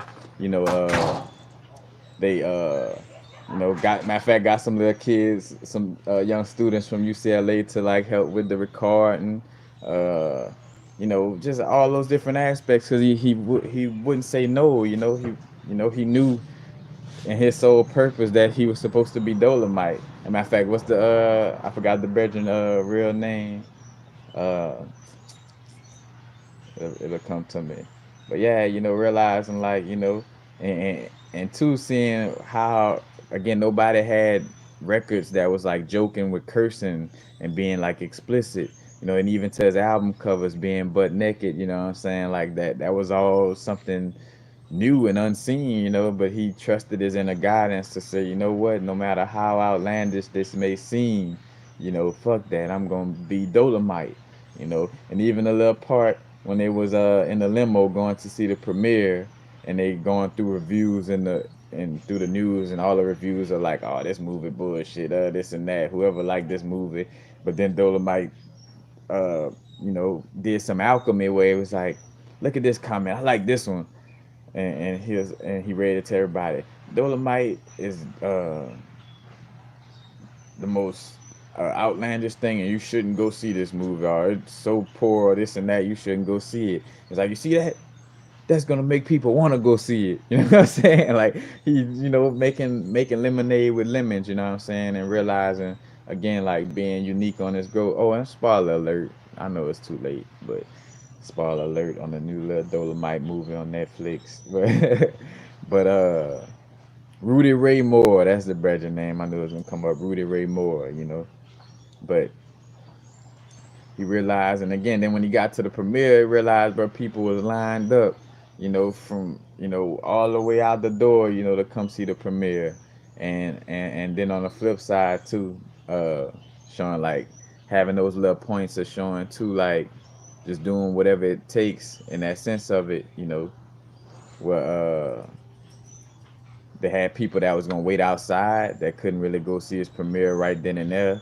So shit, he was like, fuck that. Y'all go watch the premiere. People want to see Dolomite. I'm gonna give them Dolomite. And he sat outside with the people and just talking shit and had a little a little youngster because you had to be a certain age unless you was accompanied by a parent. But this little youngster that looked up to him, he gave him his cane. You know what I'm saying? And, just all that. Because from a human moralistic level, Dolomite was talking about sex and cursing and this and that and all these different things. But it's a bigger, what I'm saying, there's a bigger picture in that whole situation. But I know it's turning into a Dolomite conversation. That's what it is, though, too, though, Because even with me doing this video, it's not no necessary blueprint of how I should speak. You know what I'm saying? Like, I got my little notes of what I want to speak on, but, anything that comes to me, while I'm speaking is in alignment with what I should be saying, you know. But,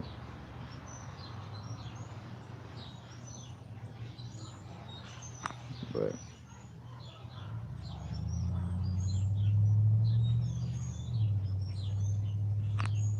y'all getting it in the little thing.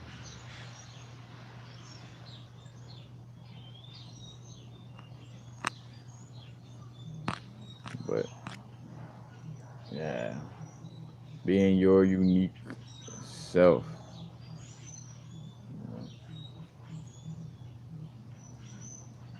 And again, realizing your journey, you know what I'm saying? Again, it's your inner guidance.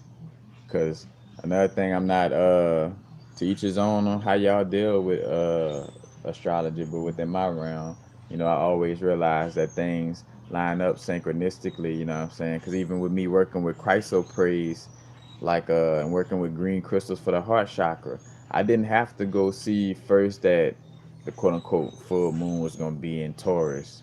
I just happened to gravitate towards a lot of green crystals. Hey, and then come to find out by trusting my inner guidance that I'm lined up with that Venus energy or that that Taurus energy because Taurus ruled by Venus. Like I'm lining up with that Venus energy without having to pay attention to all these astrological aspects, and that has been something that always shown true, been true within my reality is that I line up with things with my inner guidance without having to look at the precursor of what's going on first and foremost. Hence why a lot of times I sometimes don't want to do those videos on like, hey, the full moon aspect and this and that. But I get that some people do, line up with, with listening to those type of things or checking out or getting insight from those certain little aspects. You know what I'm saying? Because again, different strokes for different folks. Whatever floats your boat or find your lost remote. You know. But again, those things line up, and I'm gonna get into that aspect too. Uh, Working with those crystals and the energies of chrysoprase as well. But again, everything goes back to our alignment. No comparison to anyone else. That's the main thing. Because again, perfect. Like, and think about that aspect too. If it was about being like perfect from somebody, like if they had just this one blueprint of this is perfect, you know what I'm saying? Like everybody would be, you know what I'm saying? Like nobody would be ascending or you know what I'm saying, quote unquote, uh getting where they gotta go on their sole purpose if we had to depend on this one perfect blueprint that we all had to follow. Or uh if we had to save everybody else first in order to ascend, everybody would be fucked if that was the case. Like we all be fucked if this all depend on having to save somebody else in order for your soul to go on its purpose journey. You know what I'm saying? Like no, again, by you being that beacon and putting it down the way you put it down, the work done, you know what I'm saying? Like only thing that make you feel like you should come back is your own judgment of feeling like, oh, I didn't do enough in comparison to something else or someone else, or I didn't do. You know what I'm saying? Like you would judge yourself and have yourself come back. Within this round, man. When I say that, ain't nothing wrong. Some people may want to come back, and as the aspect too of like you could choose to come back, but with more enlightenment. You know what I'm saying? Like where you have your memory of your soul, you have a more awareness of your purpose. You know what I'm saying? Like that is a thing as well. You know what I'm saying? Like again, that's why it's great to have to have that instilled in you that there's no good or bad, right or wrong. These stories over, again, religions and stuff like that. Think about that. That's different cultures, you know what I'm saying? And cultures with bacteria in a petri dish. But you have these different cultures that that explain things from their perspective. So if I'm trying to create a sun, I'm trying to create a sun god, then of course I'm gonna look at and I'm trying to make sure and I'm trying to force everybody to worship the sun god. Then of course I'm gonna call whatever's outside of the sun god bad. You know what I'm saying? Because I'm trying to make this sun god look like this is what you should be dealing with. So of course that's why you got to be careful with with reading mythology and dealing with certain religious information because it presents it in that manner. Now again, to each his own. If somebody's in a religion and following these things to a T, that's because that's a part of their destiny. And that again, that it is what it is for them. You know what I'm saying? Like that's what they're here to learn. And again, a lot of beings are newer to this realm in reality and dealing with it than others. Some of us then dealt with religion already. Like we didn't. Shit, a lot of us was the ones who even started these religions in the first place. So hence why we might feel like some kind of way about them in some way, form, or fashion. Which you would learn to not be judgmental and release. Because again, like I realized to not be judgmental towards Christianity or a Christian or anybody who may still think that Jesus is real. Like that's up to them. If that's what works for them and they feel that Jesus is real, then by all means, then that's a part of their destiny. And let it, it's about my soul ascension and mastering my inner universe. Mastering my inner universe has nothing to do on whether everybody realized that Jesus was a fake character created by Constantine. That's up to them whether they get. I share that information from me having to deal with it within my own growth and realizing that for me. But again, and thinking about it again, like if ascension depended on me trying to get all Christians to realize that, hey, that was a hoax or this and that, like, bro, I would constantly I keep looping through this motherfucker. You know what I'm saying? In that sense of it. But again, it's about mastering my inner universe and getting to know my soul and my purpose, and expressing myself from the alignment with my inner guidance, you know what I'm saying? And not comparing myself to somebody else upon my growth, and therefore not judging myself because I won't judge myself and feel like I need to be anywhere else but where I'm at because I know that I'm on my unique soul journey and my unique growth, you know? So that what it is. And again, saying, being first, alignment first, and then taking action second. You know what I'm saying? And I just made a playlist. Or I had this playlist, communication from spirit or spirit communication. That video in essence kind of speak. I mean, that playlist kind of speak to a lot of videos that's talking about how to align with our inner guidance system.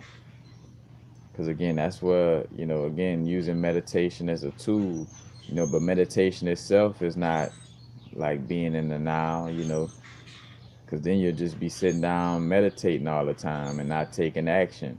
Now, again, if it's a part of your destiny and you feel it in your heart to always be meditating, like, like a monk in Tibet or whatever. That's a part of their destiny, and they know it. They feel it. They know that that's what that's the unique puzzle piece that they are within the bigger picture. You know what I'm saying? So they, you know, but again, for the most part, and that's when you realize too, like that true essence of alignment, or should I say, not say the true essence of it. Let's just say the strength in being connected to your inner sources, being connected and being able to do so while you're taking actions, while you're dealing and doing certain things. You know what I'm saying? Being able to stay in alignment. Ah, I appreciate whoever sent in that second super chat donation. I greatly appreciate that. Greatly appreciate it. The chrysoprase. Chrysoprase is it's like a lime green color. I think they got a picture of it in here.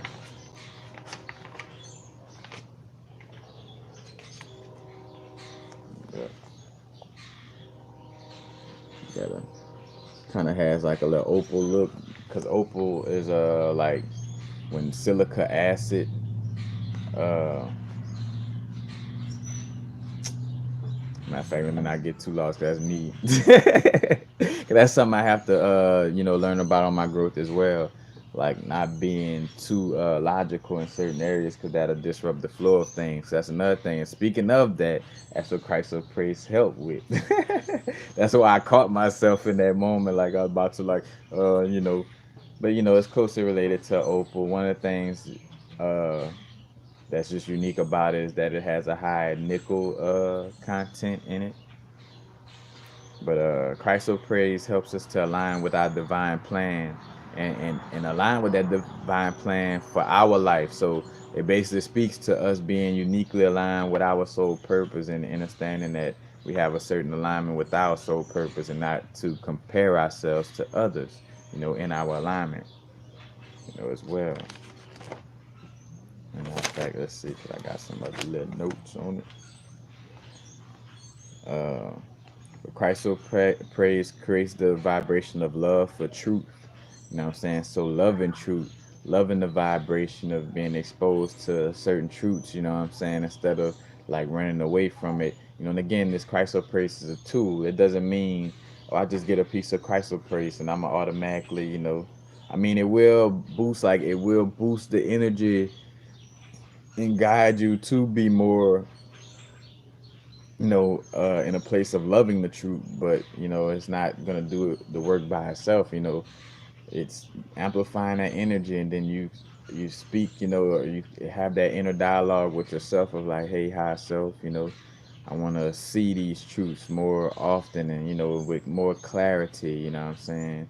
Like having that inner dialogue with yourself. But again, Christ of Praise deals with love for truth, and it has that Venus energy in it. And again, I came across like and show you how that aligns too. And this with anything like with crystals, books, divination tools, or whatever it is that that you fancy on your spiritual growth. You know, realizing to be abundant, to be in that abundant vibration of realizing whatever you gravitate towards, like whatever you truly feeling in your inner source and your inner soul to deal with. You know what I'm saying? Because here it is where I could have been like, because crystal price in the store was a little pricier than the other crystals, and I didn't go in there planning to, again, I just planned because again my plans could have been in alignment with this, the egoic mind aspect of my humanity, what I'm saying, that don't want me to take risks and want me to stay in the comfort zone and things of this nature. But here it is, I plan to, like, only spend so much.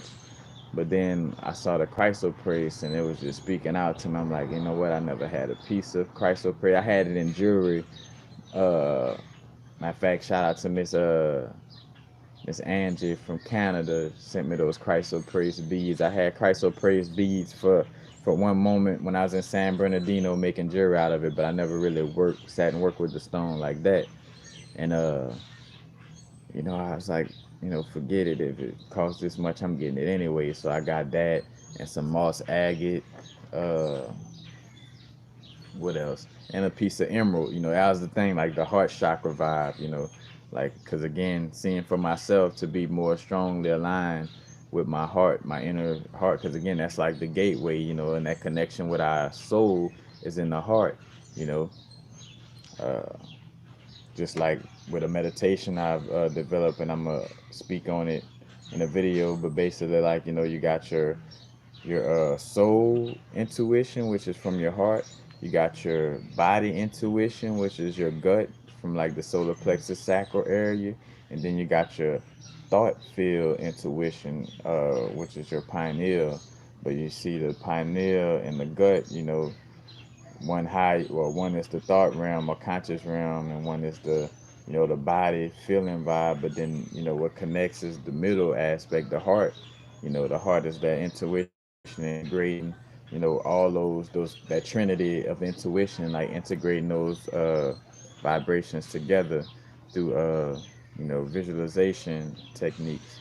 And I'm gonna have that in my Patreon video that I'm gonna be doing soon. But again, connecting with that Venus energy, which is a connection with the Taurus energy. And again, no coincidence that this full moon is going to be in Taurus, on the 12th, I think. you know. But again, I didn't even have to go and look that up first and foremost to see that it was meant for me to work with the Venus energy within myself and to be, more loving of like the physical aspect and loving the arts, and loving beauty. And again, but with Chrysoprase, again, speaking to loving the truth, you know. But also feeling, it amplifies that feeling of oneness, like feeling of one connection, because again, like that's how we're able to have compassion, not being judgmental, is when we understand like, oh, this is all interconnected, and none of my experiences are good or bad, right or wrong. It's a part of my experience, a part of my destiny to experience that, you know getting touched by uncle so and so or auntie so and so is a part of my experience. To have abusive parents, is a part of my experience. To not have a brother or sister, or it was a part of my experience that my quote unquote parents dropped me in the dumpster. You know what I'm saying? Like that's a part of your experience, no good or bad, right or wrong. That's what creates the experience. And to be again, Chrysoprase also helps for you to be more aware of the spirit realm. Uh, and basically more aware of the microcosmic root to synchronicity. Like what is the bigger aspect of like synchronicity? So it allows for you, Chrysoprase allows for you to see the spirit realm of things. Like so you won't see like, like uh, so for example, oh, I just saw like in my other video I spoke, and I saw a dead bird and pick up $1. And I could have just experienced that from like a complete, like just a human aspect of like, oh, I just saw a dead bird and saw and picked up $1, la la la la la. Or I could see with my spirit eye, my spirit eyes, or spirit eye, and see like, oh wait, that was inner source speaking this to me and showing me this. And what really happened was this, you know what I'm saying? Like, or when people talking, they might say a certain thing, but then you see the deeper spiritual message of what's going on. So Christ of Grace helps with that. It also helps with the childlike nature of moving fluidly without logic causing stagnation. So allowing for you to be, move more flowing without the logical aspect of like second guessing yourself and like, oh, I gotta go about it in this logical manner. Like, no, just being childlike. A child ain't stagnant in what they like. Oh, I feel like playing tag now, and now my feeling is like playing this, you know. And again, it's about us being childlike with a certain level of accountability as a soul on our growth. You know what I'm saying? So I use the word accountability and not being a quote unquote adult. Because again, it's about being childlike, and with that childlike energy, uh, being accountable to knowing what is your soul purpose, and and what is your the journey of your soul after you transition. Again, you ain't got to be a grown up about it in that sense, but just accountable to be knowledgeable of these things. But again, at the same time, always being childlike. It also promotes truth seeking with patience. So Chrysoprase allows for you to seek the truth with patience. Again, being childlike and allowing things to come to you. Again, not comparing yourself to anybody else. So you're doing this with patience. You're allowing the truth to come to you with patience without trying to rush or force anything, feeling like, oh, I need to be here or I should be rushing to try to be like so and so who's already here or whatever, whatever. It's like so and so not you. Point blank period. Always remind yourself of that. And again, as I'm talking to y'all, that's something I be having to remind myself of and do that inner work, to always practice the thought of knowing that I won already. I'm a winner. I already won. It's already done. Matter of fact, shout out to Miss Blue for that video speaking on it like that. Like, you already a winner. You already won. You know, and you already won like WON, and you already won ONE. Like one, you already won this, you already whole, you know what I'm saying? And harmonizing that whole aspect of your being, you know what I'm saying? And you already won WON if you reverse it NOW now, you know what I'm saying? You are now. Ooh, you won. That's the whole aspect. Also, Christ will praise helps to trust and be content with our with being ourselves without comparison. So also straight up with that. Again, this crystal was so on point for me. And it was through me trusting my inner guidance system. Again, like I could have been on some rigid shit of like, oh, I didn't come into the crystal shop to spend that much money, quote unquote. You know what I'm saying? I came to spend this much. But I wasn't rigid about that. You know what I'm saying? I didn't allow for my logic to disrupt that. And no coincidence that this crystal helps with this. And again, even that being like a premonition as well though too, like which I think I wrote that down somewhere, but like oh, it also helps with detoxifying the body. So there's another thing too, like me coming towards this crystal, or feeling this vibe of this crystal was a part of my destiny. Like I knew that I was gonna be aligning more with this energy. So my little soul, lined me up to work with that crystal to even amplify that energy even more. You know what I'm saying? Because again, it's destined for me to be in this vibration. In my here and now. Uh, Christ praise also encourages awareness of whether our actions are in alignment with our inner guidance or not. So that's another, again, like this crystal is just on point with, and that's why I put it into this video because I'm like, it was lined up so much to where, and again, my inner source, because I could have said, hey, man, don't put crystal information in this video or this and that, or you don't feel like talking about Christ praise, but it's like it lined up with what was going on in my realm. So, so I'm gonna go with how things lined up, and not just what sounds logically best, you know.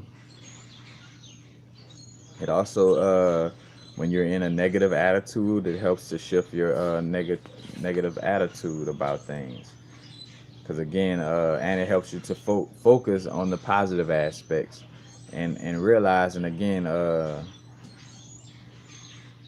like shifting out of seeing things in a negative aspect and shifting to having a more seeing the positive things, focusing on that and altering the way we perceive things, because understanding the balance of both sides exists, like negative and positive exists for us to have this experience, and at the same time right now in our now moment in this cycle of our being of what we're dealing with in this cycle, because again, part of the 7 universal laws is the cycle of things.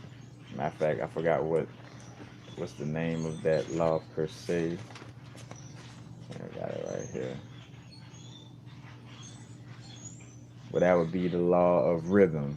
Basically, the law of rhythm, like everything is in and out, everything has a rising and a fall, and everything has a cycle to it. And right now we're just in a cycle of again understanding that oneness and getting back to that oneness, and understanding the balance, and also getting to a place of realizing while understanding balance of negative and positive, it's about us focusing on the aspects of positivity. You know what I'm saying? Like again, we're not trying to be in a low vibratory state all the time, because then that's what takes us from aligning with, our destiny. Unless a part of our destiny is staying in a negative state of being, and hey, then that's your destiny to always be like, oh man, this ain't working for me, that ain't working for me, I got shot when I was 12, so and so touched me when I was little, my elementary teacher whipped me too much, this and that, and I just want to constantly be like Oscar the Grouch in the trash can, just talking about negativity all the time. That's your destiny. That's your destiny. But again, realizing though, uh, for the most part, our state of being is being in a high vibratory state of being. You know what I'm saying? And this is just a part of this experience that, again,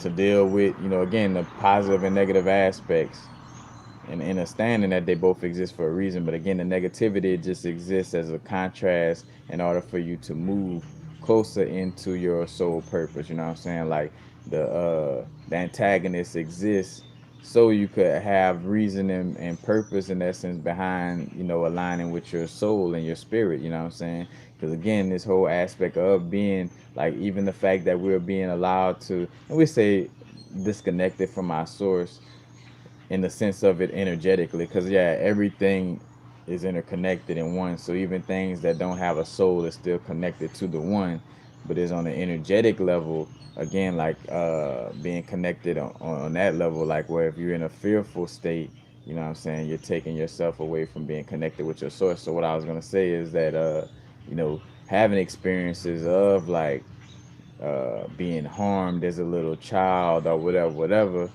by having or being or having moments, let's just say having moments where we feel disconnected from source, that creates the stronger urge to connect to source. You know what I'm saying? Because if it wasn't for you going through shit, you wouldn't even feel the urge to even connect with this opposite side. And if you didn't have the aspect of going through shit, you wouldn't have the aspect of smelling roses, and having a beautiful sense of things, which both sides are beautiful in that sense of it.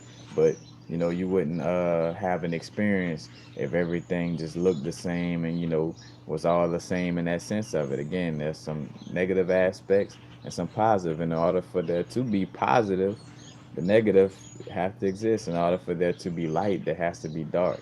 You know, like you see it within a shadow being created. The fact that there is light, that creates darkness. Literally, light on. If you shine a light on something in your house, it creates a dark shadow. You know what I'm saying? Like, and from that darkness, let there be light. You know what I'm saying? It's all, intertwined. So again, that's why I brought that up. It helps to focus on the positive aspects instead of the negative. And again, still having an understanding of balance and that both sides exist, but to focus on the aspects that raises our vibration.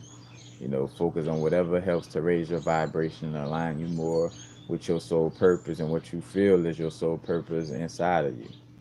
You know, again, contrast exists just for both sides to exist within this reality. Heads and tails. Is both on one coin. Christo praise also helps with detoxification. Again, that was my premonition aspect of I've been detoxing before I got this crystal.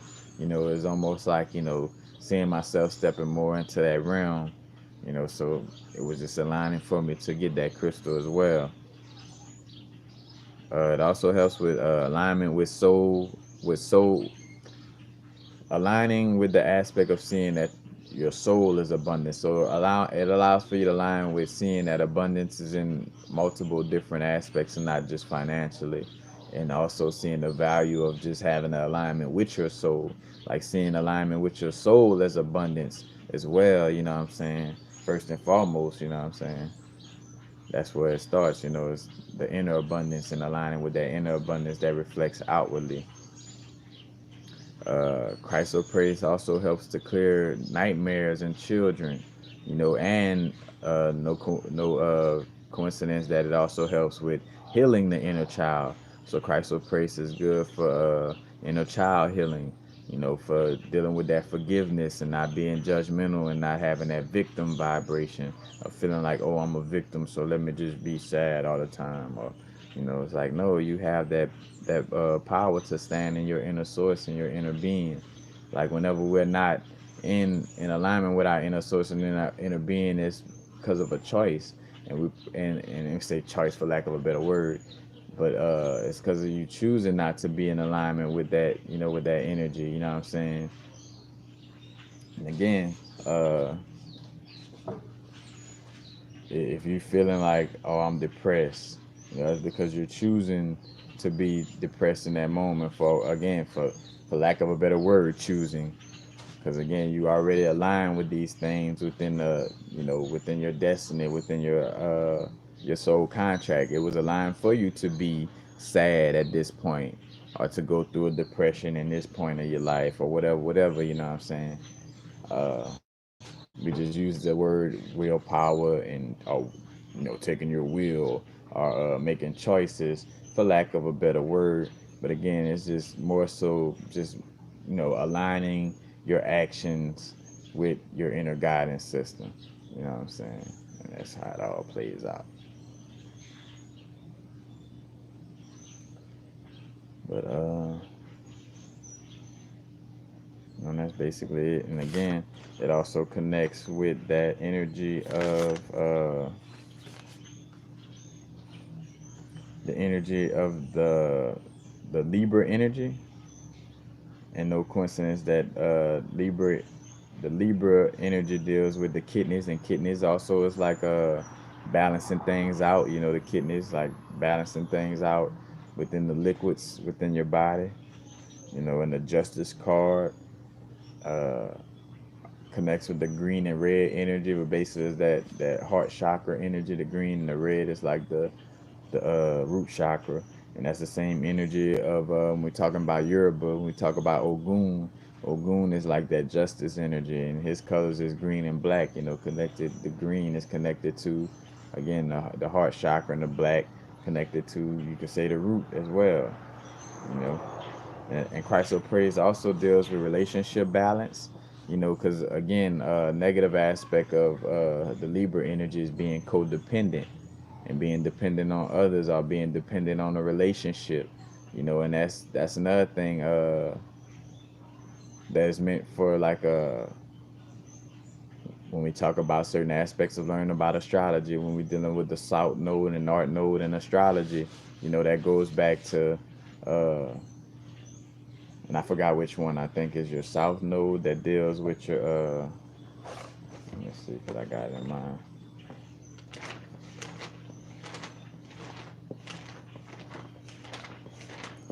Turn to my tablets. But again, let's see. All right, your South Node is the energy of what you comfortable with and what you dealt with a lot in past lives, and your North Node is the energy that makes you feel uncomfortable because, again, like, it's opposing areas. So, say for instance, to get into it a little bit, the wheel, and I got this one separated like this, but the Libra energy, let's just say Libra energy right here, again, is opposing to the energy that's across from it. Which, if I did the circle on one side, this would be Aries right here, but on my thing is right here. But if you flip it around, it'll be right here. But the Libra energy in my past life of being codependent, what I'm saying? Because again, astrology is a tool to help me to learn more about my inner universe and learn more about my inner realm, but not for me to, like, use it to entrap myself, or use it to be stuck in, and just my every move is just because of, like, what astrology says. Astrology is not your inner guidance. You know what I'm saying? It's a divination tool. A tool is a tool. No matter how much you may value that tool, it's still a tool. You know what I'm saying? Like crystals. are a tool, man. I love working with my crystals. I love wearing them. At the end of the day, they're a tool. I gotta do the work. You know what I'm saying? So again, that Libra energy, codependency. As a matter of fact, and Christo praise helps to break out of codependent behavior. And again, that Aries energy is about me first, or not say me first, but like again, like aligning with again your inner being and your inner source, and not like allowing for your actions to be, oh wait, let me consider what everybody else is thinking. Let me consider, you know, again, others before you considering your own inner guidance. Libra, again, like balances things out, and again, no good or bad, right or wrong, because that aspect is with beings who good at like, oh well, let me see what the collective feels. You know what I'm saying? But again, that could get into a negative aspect where you worrying about what others think too much, and you're not doing you because you like worrying about what the collective may feel, or what somebody else think is right or wrong. So Christ praise helps with working on that energy as well. But, oh, yeah, peace, peace.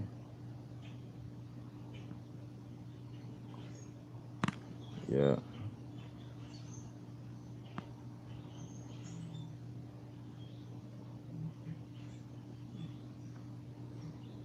yeah.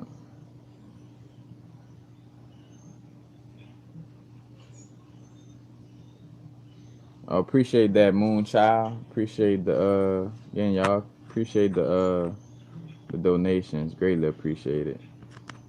Definitely.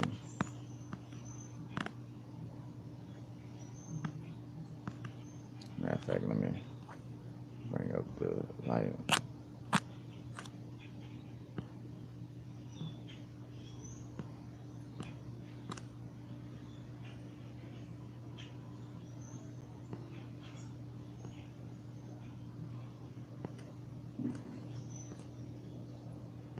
And again, like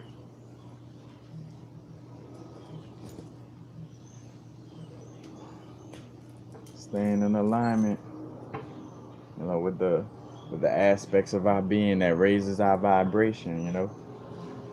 By raising our vibration, we get more and more in alignment with our inner awareness, and we get more and more in alignment with our soul purpose when we're in alignment with our inner awareness.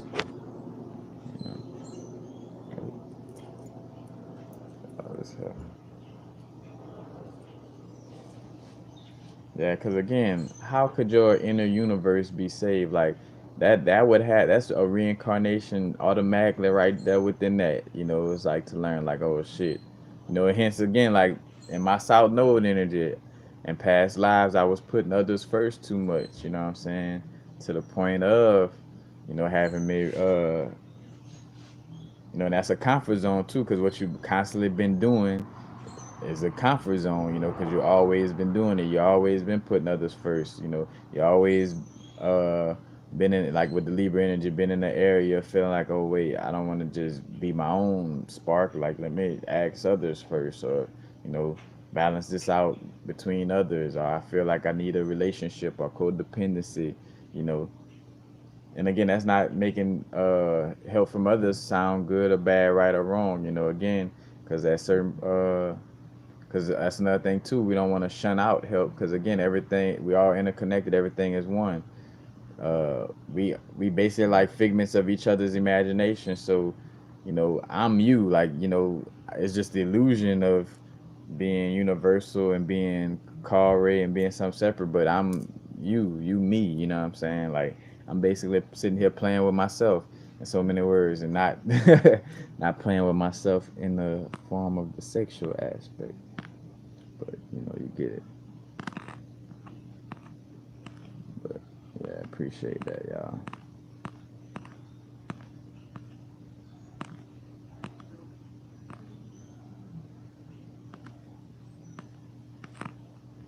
But yeah, that impact pitfall too. That whole aspect of because again, that's how too. and that's the ego of the empath energy too. A lot of times, with an empathic ego of feeling like you could fix everybody and fix the world, you know, like, but you help, others by helping yourself, by making sure you're in alignment.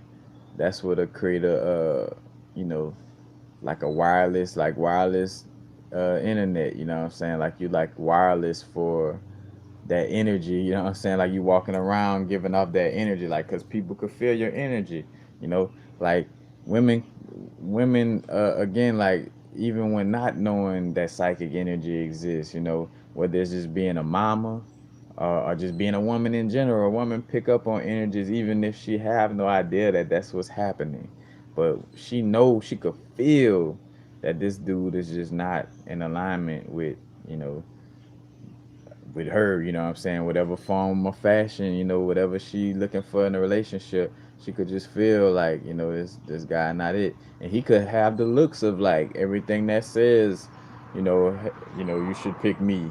But energetically, he giving off some type of lack of confidence, and he overcompensating by maybe, lifting a lot of weights or whatever. Not to knock nobody who, because some people, lift weights because they want to or whatever. It's not to say it, but again, the same thing with cars. Like some people like nice cars, and they cause they getting it to try to, everybody who likes a nice car and get one is not trying to compensate us for something they missing.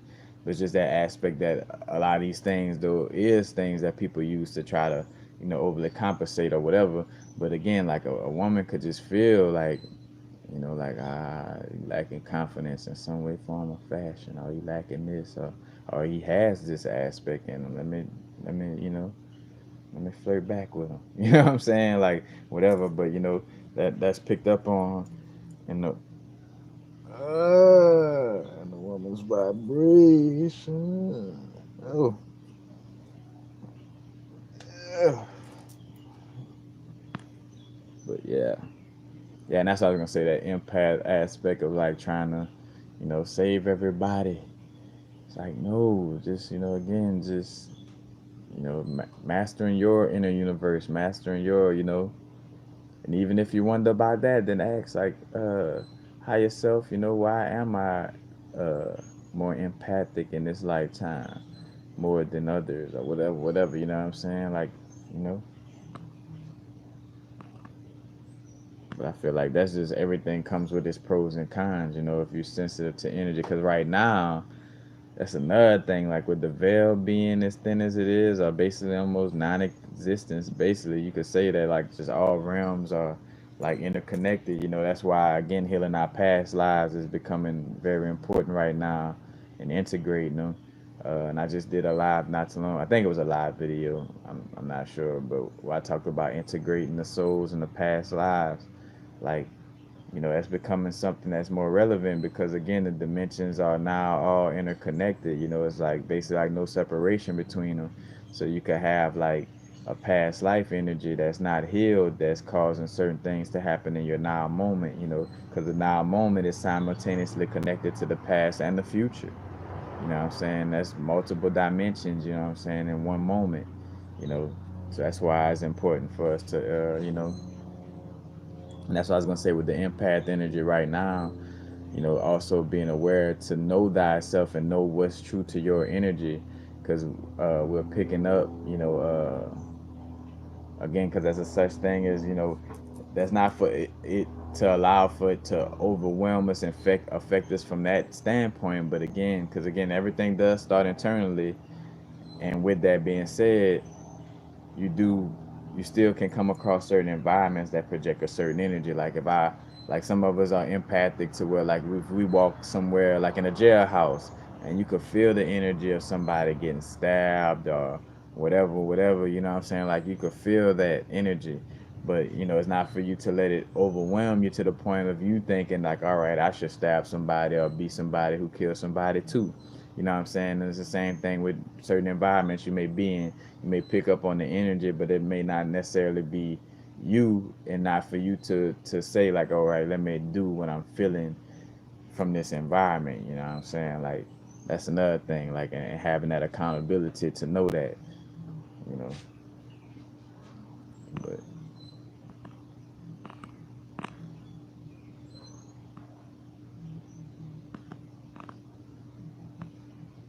yeah.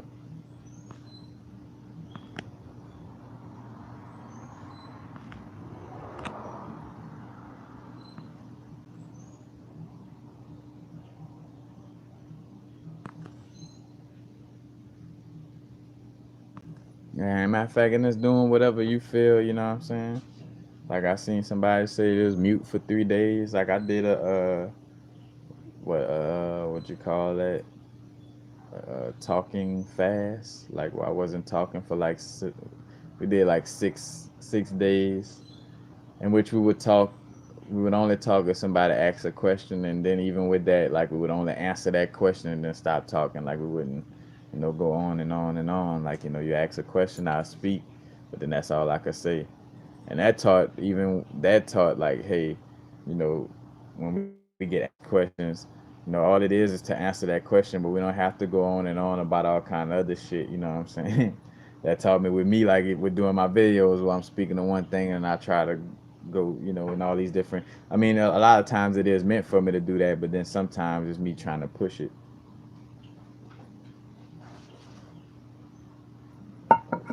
Oh, whoa, whoa, whoa, whoa, whoa, whoa. Ooh, bitter ain't even the word for it.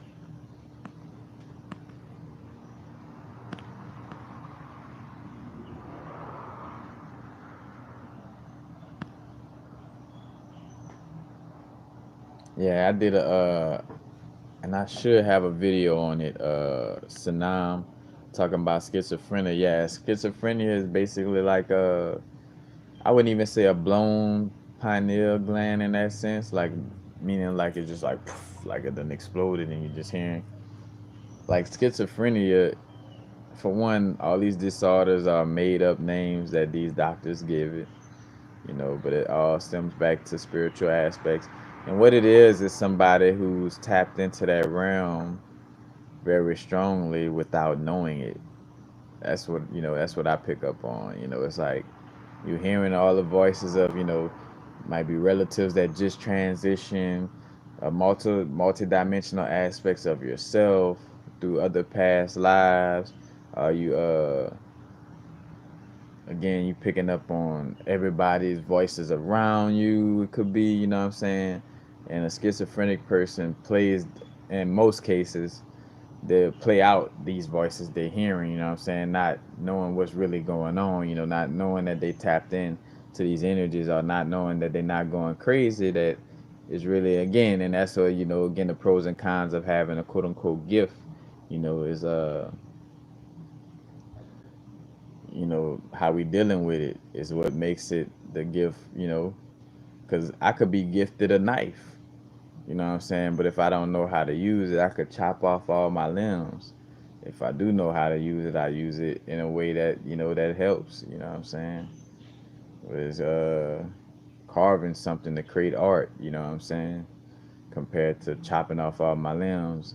Again, the knife's just a knife, either good or bad, but it depends on how I direct this energy on, and the schizophrenic thing is just not, not having that awareness that you're tapped into all these different aspects.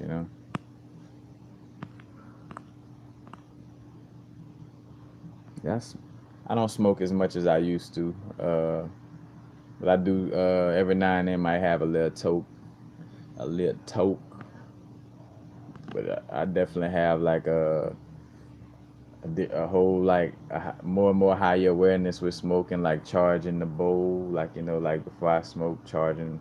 I don't smoke blunts no more, but like hitting from the bong, like charge the energy, like sending energy to the bowl, visualizing chi energy going into it. Might even add a crystal to that, to add the effects of a certain crystal to the bowl I'm smoking. And then like, my intention would be to, to tap more into a meditative state, or program the bowl to amplify my clarity with my inner guidance system. Or I be like, hey bowl, I want you to I'm programming you to bring more clarity for me to align with my inner child, or bring more clarity to my fears and how to transmute them. You know what I'm saying? But like, like programming and charging whatever it is that I'm working with. You know what I'm saying? Definitely.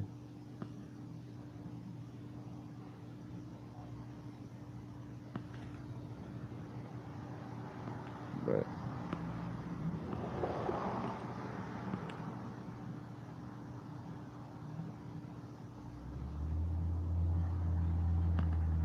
and there's better ways to, I say better. There's cleaner ways.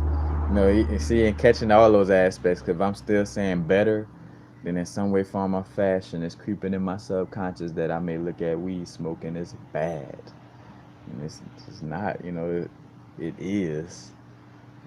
Herb smoking is just is what it is. It's herb smoking. You know what I'm saying? And that could be it being beneficial or unbeneficial is to the person who's interfacing with it in that way. You know what I'm saying? That it's no good or bad, no right or wrong, no right or wrong, wrong.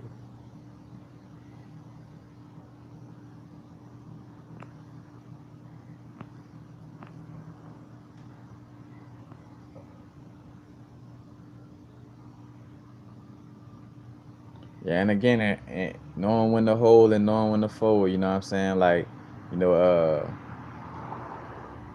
trusting your inner guidance system, like, and again, being childlike, not being overly rigid about things, because again, you could get to a place of being rigid, like, oh no, so and so said smoking was bad, so I'm gonna be scared of smoking. If I ever did it again, is again like, and it's gonna have super harmful effects if you view it as bad, or or more so judging it as bad or good or right or wrong. You know what I'm saying? Even with food, you know like, matter of fact, I went on a candy spree, Halloween candy, because that's another thing too.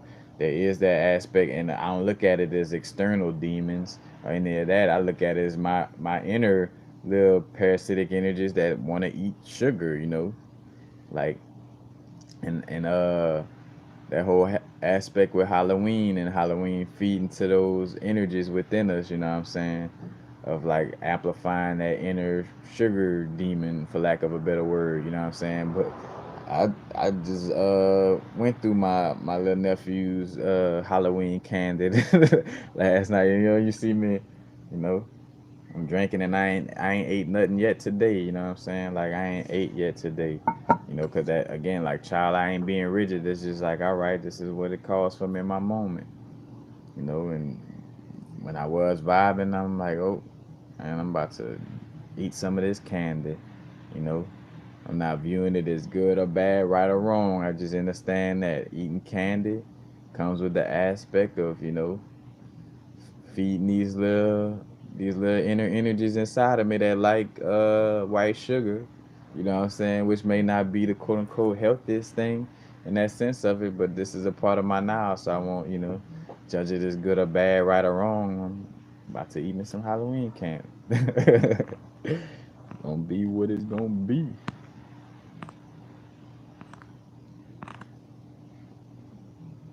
Oh man, it's all good, Moon Child, man. We ain't gotta be homosexual to love each other from the same sex perspective. That's almost like a father being like, I love my son, no homo. Or, a mother being like, I love my daughter, no homo. Or vice versa. A daughter loving her mother or her sister, or, a brother loving his brother or loving his father. It ain't got nothing to do with homosexuality. And to each his own on your sexual orientation. To each his own. It's all a part of your experience of how you deal with this realm and that little situation. You know, I just part of my being, part of my being, part of my purpose is, again, speaking on certain things. And so I speak on the aspect of the government aspect, promoting that to throw people, off balance in that sense of it. But to each his own on what you feeling. Like, so a lot of my great friends, what I'm saying, is may have that orientation sexually, and then and two, and some people more so androgynous, like where they not necessarily chasing it on a sexual level. They just like just have a energy of like being semi feminine, semi, what I'm saying, you know. Again, there's no judgment. We souls on a human experience, you know what I'm saying? Like, and you may ask to experience this realm however you want to experience this realm. That's up to you. You want to come as a Asian person, or as a quote unquote European white person, or quote unquote black person, or whatever. You know what I'm saying? Like, that's your choice. You sign up for on your soul contract.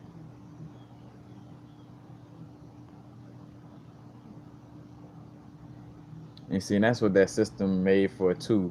You say you've been diagnosed by this this system of doctors who don't understand spiritual, don't understand the way, or don't, well, yeah, they don't understand the aspect of our soul and how it works, and nor do that field of study care about the soul connection.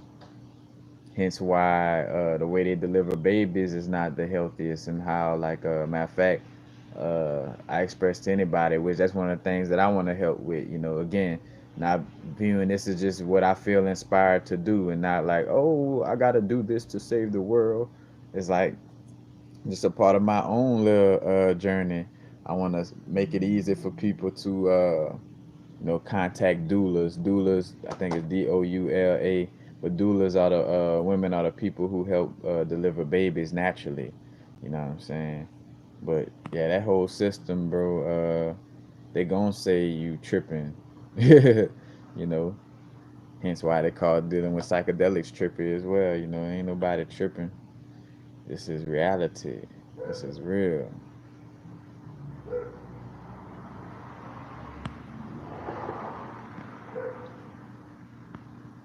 Yeah, that's the whole thing. Mariah, you say, yep. It'll align. It'll come with ease.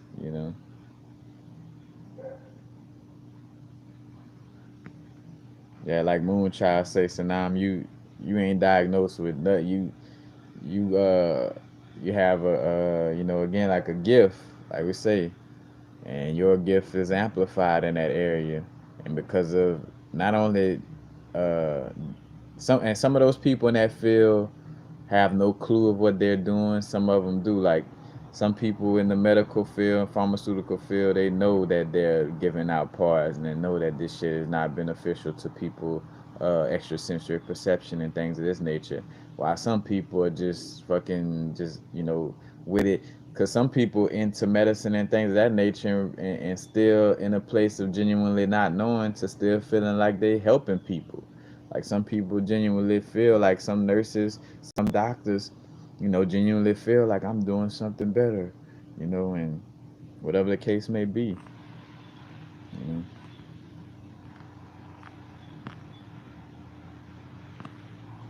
But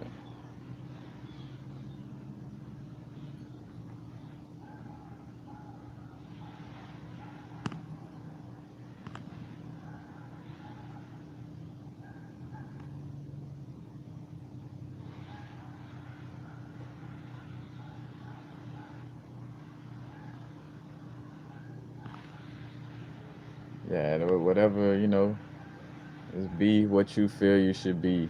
Again, I got a video. I think it's on the sexual, on my sex. I got a playlist just with connection with sex. Also, just in connection with that. And I got a video just on homosexuality, and I break down the aspect of all the different aspects of what it is. Because again, there is a certain truth about our being. You know, is a truth that a quote unquote homosexual person wouldn't even be here if it wasn't for uh, male and a female coming together. You know what I'm saying? Again, that's not to knock your orientation of going, stepping outside of that realm. But again, we gotta acknowledge truths.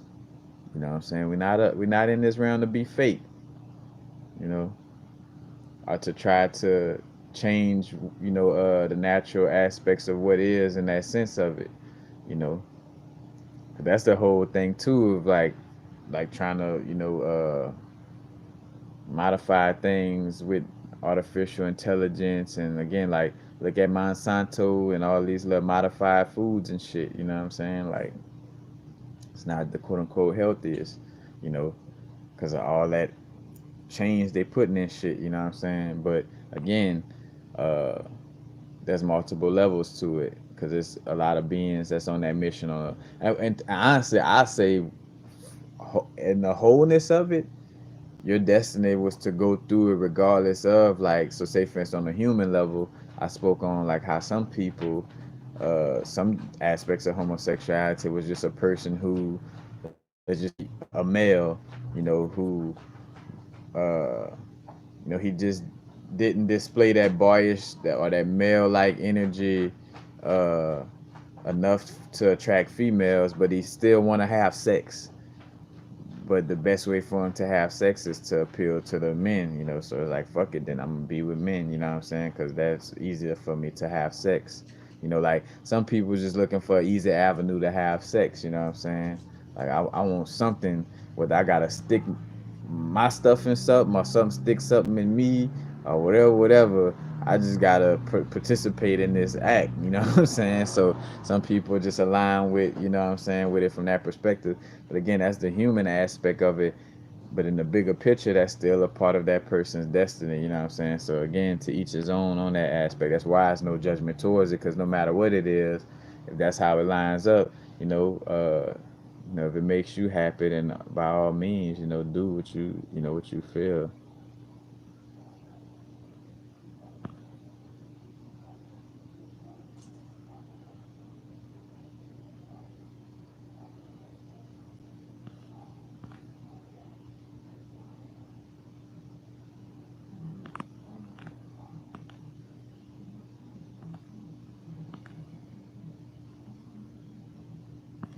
I'm trying to read some of y'all comment.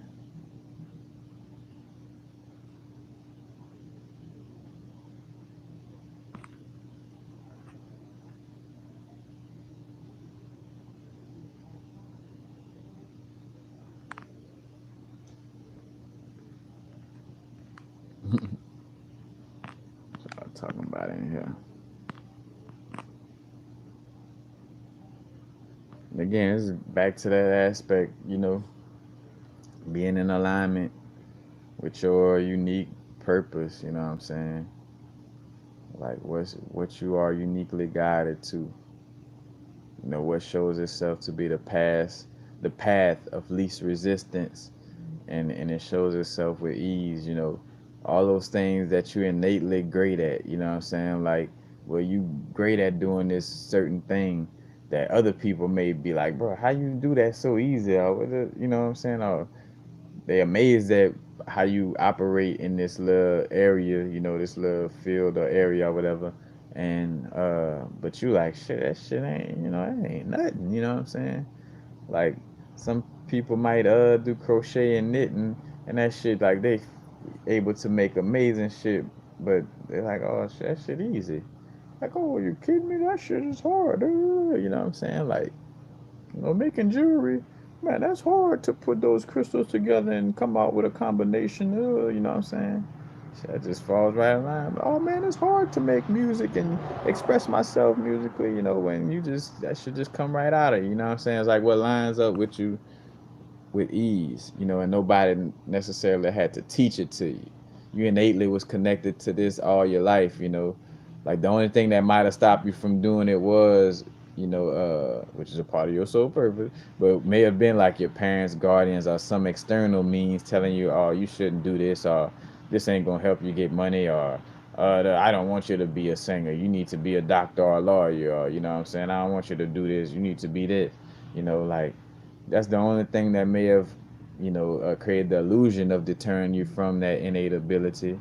But at the end of the day, you still connected with these, for lack of a better word, innate abilities that just comes very harmoniously natural to you.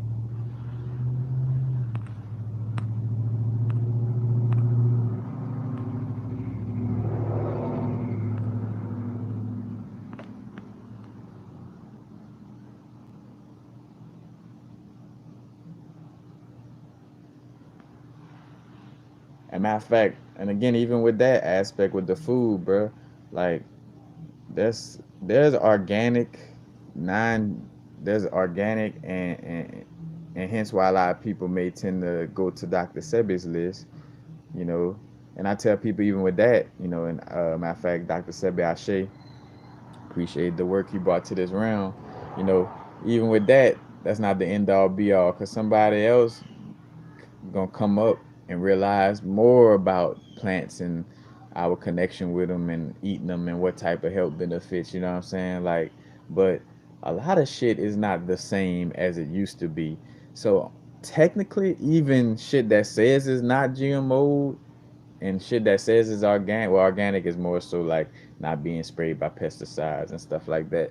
But most of the stuff that says it's not GMO is still GMO. Like bananas aren't real bananas, whether them motherfuckers say non-GMO and organic or not.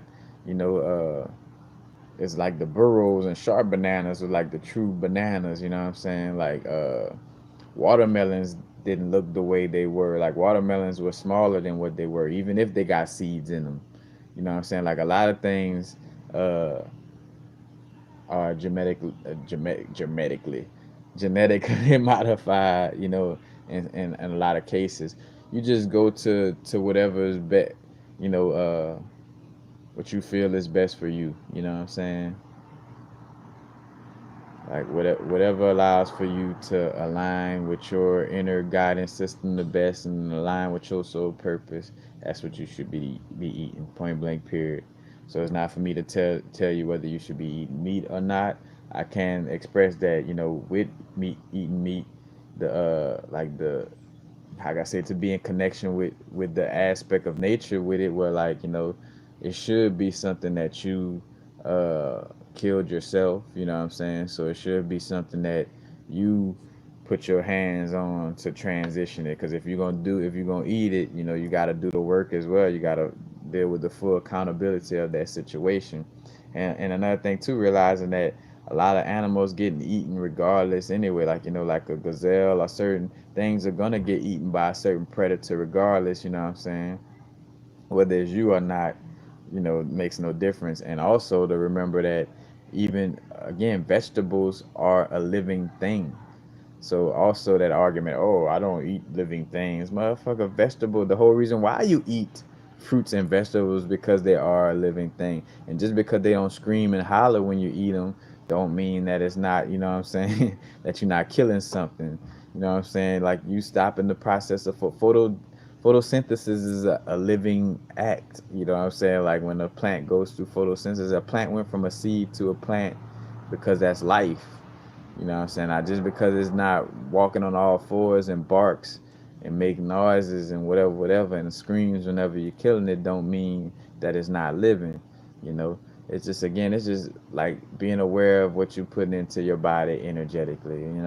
And just having awareness and accountability about it, and dealing with it in a manner that works best for you, not the person on side you, not your soulmate, not your twin flame, not your mama, not your daddy. You. What works best for you? What your inner guidance tells you works best for you.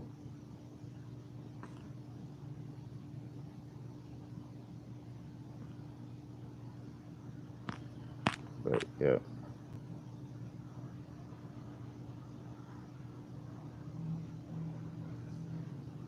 Yeah, cause it's all in alignment for me. Like like I've cause I don't consider myself no vegan or no this and that. Like I just eat as healthy as possible. You know. But like when those moments popped up where I did eat meat, it was like my it was in alignment with my inner guidance. Like I felt the vibe of like this is a unique experience and I want to have this experience, you know. Like I think about Roscoe's Chicken and Waffles. Like I I had that when that was last year or later this year. Probably was last year, something like that. It could have been earlier this year, but either way, you know. But it was in alignment. It's like, ooh, I've been I eat all this dandelion roots and all this, always drinking teas, always making sure my body is, you know, moving in a you know, in a cleansed manner, you know.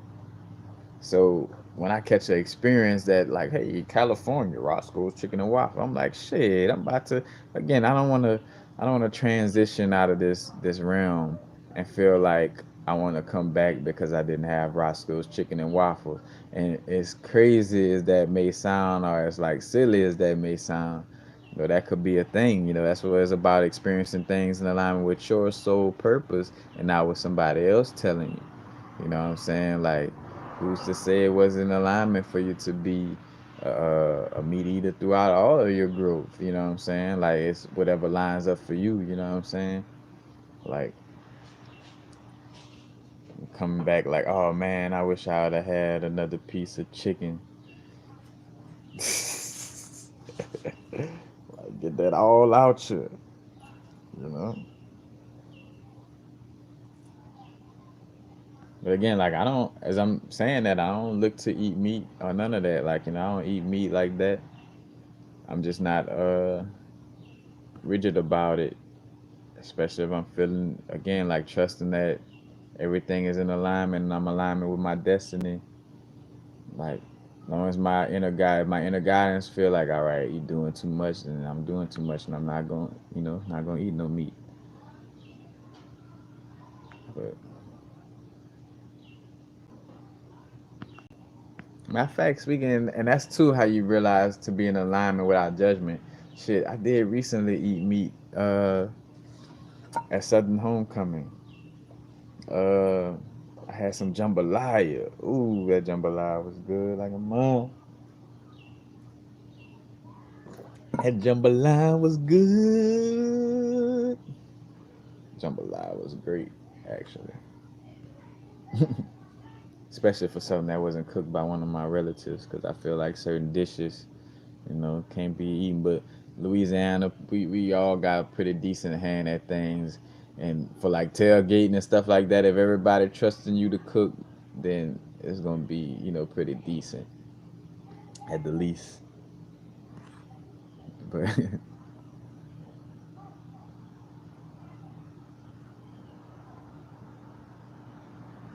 Jesse Pigot, I guess so.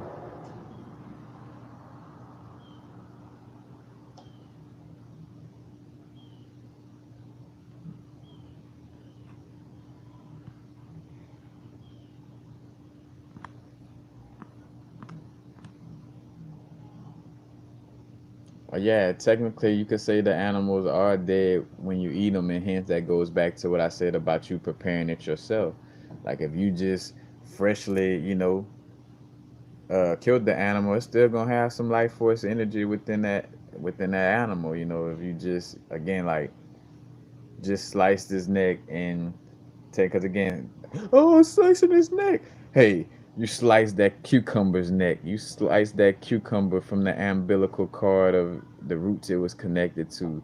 You slice that fruit from. Now again, I tell people fruits are like one of one things that kind of presents itself in a manner to say, hey, you know, take me. This is my purpose.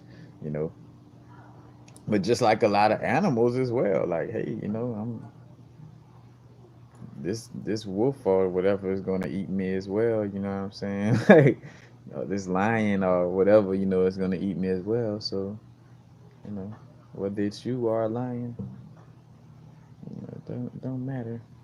But again, like you freshly, you know, killing that animal and then cooking it right after. You know what I'm saying? Because that's a part of the culture in Louisiana why it has so much of a strong like indigenous energy, even though it seems like people may be living in what some may call quote unquote ignorance. But it's not. Again, even I be having to catch myself even with saying that. It's like Again, that's why I said quote unquote ignorance. It's like that's what's in alignment for their sole purpose. That's word to the dog barking. That's what's in alignment with their sole purpose, to to do the things that they do and the way they do things. But yeah, definitely when you preparing it, yourself and doing what I'm saying, doing this the killing yourself, not hiding behind somebody else's knife, like you accountable for doing it. Same thing why a lot of people like when doing rituals, I'm not familiar with the aspect of it in that sense, but like sacrificing a goat for a ritual or a chicken or whatever, you know what I'm saying? But they do that, themselves, because they might be exchanging another life for whatever ritual they doing or whatever. You know what I'm saying? That's some whole nother conversation. But you know,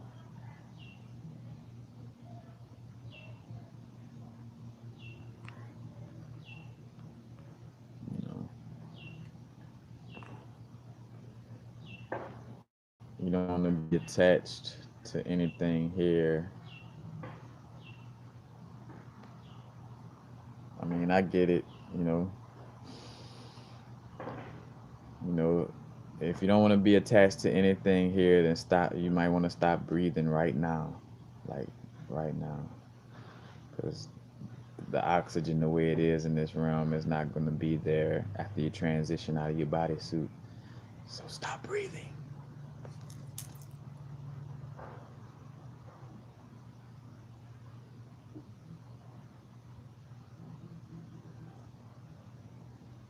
That's what this realm is about too. Is understanding again, like that's the that's the chain. Like there's like a food chain within this reality. You know what I'm saying? You gonna get your energy, you know, from something. Whether you call yourself a breatharian, what I'm saying, whatever it is, you know, and everything happens for a reason. Certain animals like uh people become obese because their cells are overpopulated. They barely can walk around. Now, there's certain beings in this reality that try to create this illusion of like, oh yeah, you need population control. Yeah, they talking to it on a fake level. There's enough of resources and things for everybody in that sense of it. But if you're in a certain space that has a certain size to it, you know what I'm saying? Let's just say it like that. Like if you're in a space and it has certain boundaries, you know what I'm saying? Like uh too many too much beings or too much things occupying this space is gonna expand the boundaries or make that thing pop or bust, you know what I'm saying? Or be too, packed tight, you know what I'm saying? So it's a part of the purpose is to, like fruits, eating fruits so they don't drop and spoil on the ground, you know what I'm saying? Or like certain animals eating other animals. Like, it's all part of the balance of this realm, again, no good or bad, right or wrong. And I get what everybody's saying though. I'm joking with dark energy on the, not wanting to be attached to anything. But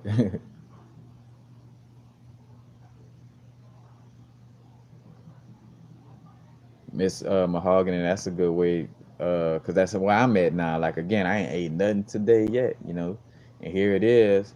Well, I ate the infamous candy and the demons and the candy and this and that, cause I don't subscribe to the net. I understand that when I eat sugar, it activates certain little parasites in my body that love to eat that sugar, and looking for more of that sugar.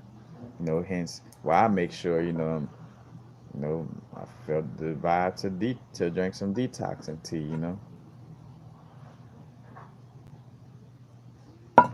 It's like aligning. You know what I'm saying?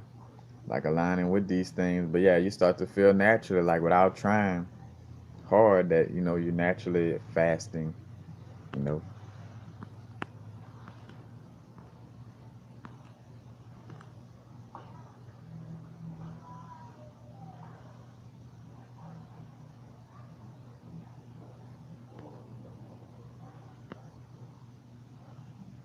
I know, and that's another thing too. That's why I'm speaking to that aspect, of understanding. There is an aspect of a cycle where we're cycling into things. So that's great you said that dark energy. Uh, Cause yeah, more eating. I'm saying it in the sense to not like, oh, I ate meat, so I'm bad, or I'm being bad. I'm not in line. It's whatever aligns for you and your soul purpose. Cause of course we are moving into a place of becoming more and more lighter in our being. But again, back to what this video about. No comparison, no judgment, no rush, no fear, no forcing. I'm not gonna force myself to eat something that I ain't ready to stop eating. I'm not gonna rush myself. You know what I'm saying? I'm not gonna be fearful of like, oh, I better be scared to hurry up and try to eat like this, cause you know. And then too, comparing myself, cause I see that universal stop eating meat, so I gotta stop eating meat like right now. Like even if you know it's seeming like it's like it's something that I'm having to force, because I didn't have to, like, the things that I quit, I didn't have to force myself. It came to me naturally. Like I naturally got to a place where like, all right, I could do without eating meat anymore, and I still had those little moments like, oh shit, want to try this, want to try that, you know what I'm saying? But for the most part, again, I've constantly been growing and progressing, you know, without having to try to be forceful about it, And that's what I help people. I want to say not help you, like expressing that aspect, from that perspective of realizing again, because you got people who eat vegan food and not energetically, in alignment. It's everything coming together. It's not partial truths, it's the whole truth, and all these different things, coming together, to you know, all these things coming together that makes the whole situation. Because again, it's about being whole and being balanced. But yes, again, from my experience, my energy field is way more cleaner when I'm not eating anything. You know what I'm saying? When I'm not eating anything, there's no external vibration, to to give off its vibration within my bodysuit. And at the same time, as long as I'm consciously aware of my inner unique energies, so when I eat that candy, I know that this candy is gonna cause more of a pull for asking for more candy. So after I eat it that one day, when it comes to the next day, I know it's not technically me wanting or feeling that I should eat candy as much as is that, energy that loves that sugar that's asking for more candy, more sugar, you know what I'm saying? So it's that aspect, just having more of that understanding.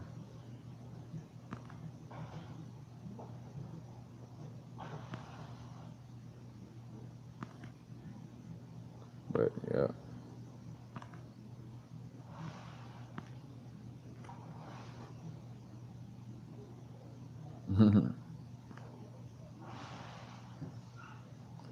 Right now, again, this is the second time I've been doing this in almost 3 hours.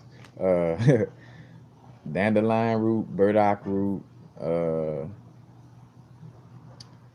let's see, senna, SENNA, and then is wormwood in here, and a bark called Paul de Arco or something like that. I'm not a specialist. I'm not a food specialist. I'm enough of one to work on myself with it, but to be, oh hey everybody, And I made videos sharing certain little aspects in that moment because I knew that, all right, people that come to this platform could benefit from those videos, but at the same time I do my best to not try to go all off into things that I'm not like well versed. I just know enough about dandelion and burdock that helps. Dandelion helps cleansing the blood, and which the liver helps to detoxify the body, and one of the, you could say, the bloodiest organs in the body. It holds the most blood, So that's a connection with that and the burdock, detoxing in that sense of it. I know wormwood helps with cleansing parasitic energies, uh, and a lot of it helps to remove mucus from out of the body as well. So there's all those different little aspects.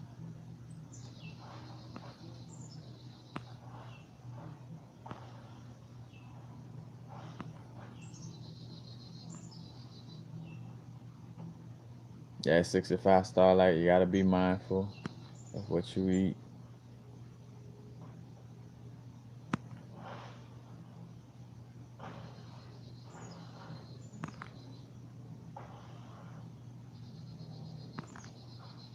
That's the whole thing.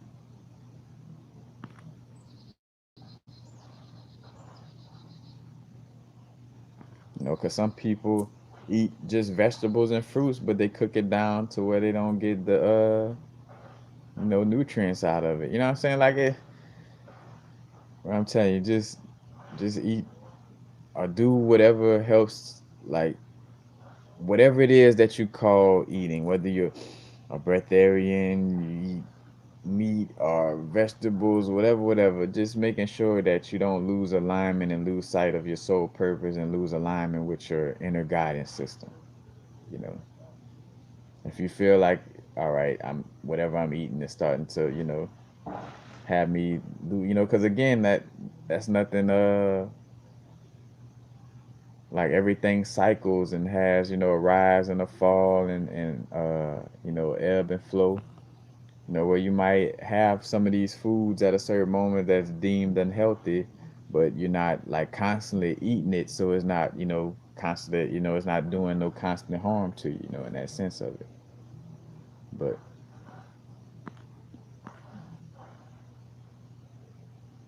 yeah, sugar. So sugar and salts is has the same effect on the nervous system as crack cocaine. Yes, it does. It's very addictive. I always joke and say if you made salt and sugar a Schedule 1 drug, bro, you would see thing where you see it make for a nice Twilight Zone movie.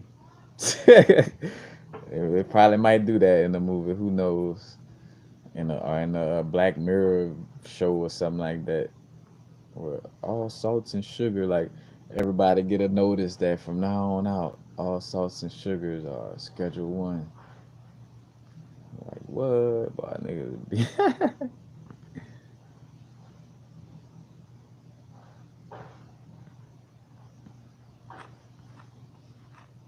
But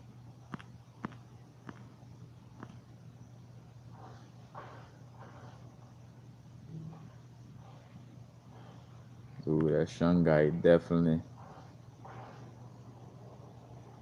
Yeah, that ginger good for the digestive system. I like to take a little bite of ginger. That's also a good little vibe.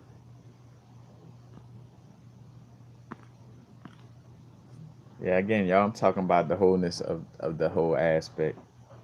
I'm not telling nobody to go out here and eat candy right now. And matter of fact, that would be your own like misjudgment, and that's your own accountability with listening to what I'm saying. Is that you gotta listen to what you're saying and take what resonate, leave what don't. You know, and that's what a lot of y'all doing. Y'all like, oh, I don't know, universe. So I'm not, I don't eat meat no more. Or hey, universe, I do eat a little meat a little more. No, whatever. But as it should be, stay in alignment with what's vibe. With what's your vibe.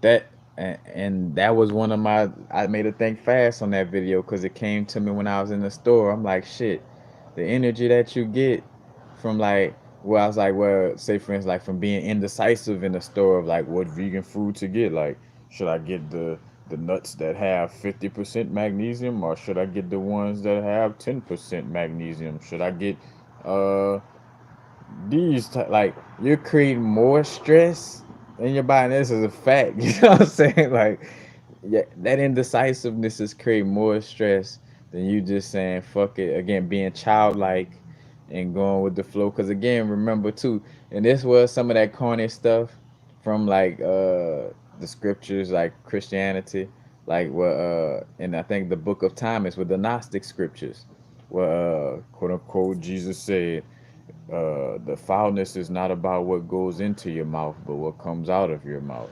You know what I'm saying? Because literally, again, like I just said, some people eat a lot of vegan food and eat extremely healthy, but not aligned with you know, uh, the aspect of because I heard a generalization coming up that I didn't want to use, but just not being aligned with their inner sources to say that, you know what I'm saying? Even though they eating vegetables, you know. But again, yeah, and also again, judging the food as good or bad, right or wrong, you just want to see it as an experience, you know, like salt or sugar is a part of the experience, and that part of the experience, yes, can awaken certain parasitic energies that, hey, say we want more, and it's up for you to be accountable to not give it more. You know what I'm saying? To not fall into that addiction. You know, like it again, and not label again. It's no good or bad, right or wrong. Like uh, the government not bad. You know what I'm saying? Like the Rothschild family not bad. You know what I'm saying? They may do they just a contrasting energy to what we aligning with in this cycle. Now we're aligned with the cycle of understanding more the aspect of oneness, to understand that we don't have to use all these oils as fuels, and we understanding that yes, you can be a breatharian. Yeah, it is uh healthier to consume plants instead of having a heavy animal diet, being heavy and eating animals, like we're cycling into that energy of embracing the divine feminine aspect a little more, you know what I'm saying? And realizing that this is about balance and harmony, balance and wholeness and harmony, you know what I'm saying? Being in that neutral space, you know, that middle pillar, that middle space, like the heart chakra. The heart chakra ain't judging the lower chakras. The heart chakra not judging the higher chakras. It's just sitting right there in the middle, you know what I'm saying? Balancing things out. You know, the yin is not better than the yang. Like, oh, positive energy is better than masculine. I mean, positive energy is better than negative energy, or masculine energy better than feminine energy, or feminine energy better than masculine energy. Like, no, no, neither one is right or wrong, good or bad. Neither one is better than the other, They are what they are. You know what I'm saying? That's just a part of the experience, you know. But yeah, that judgment of things, it really, again, like judging something is bad or good, either way. Like no judgment. Practice the vibration of telling yourself, you eat healthy because you choose to eat healthy. Whatever you consider to be healthy, let it be by choice and not because somebody scared you into it. Because honestly, you're gonna still be sitting there in the vibration of eating from fear, like you fearing that you're not gonna go to hell. Like this Christian mind frame still live like, oh, I'm not gonna go to heaven, so I fear eating this because I fear that I'm not gonna go to heaven. You know what I'm saying? Like, just make sure what you're doing is not from a place of fear. But that's something I always have to make myself aware of. Am I doing this because I love it and because I want to, because I'm choosing to, and say choice, but because I'm choosing to do this, or am I doing this because I'm fearful, because I'm scared of something. You don't want any of your actions to be uh, because of fear.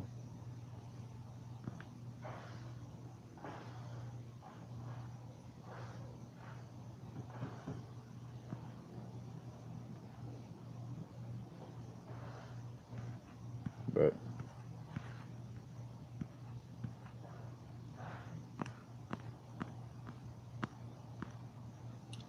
what Arthur Foster, what you saying? Expound, please, on that.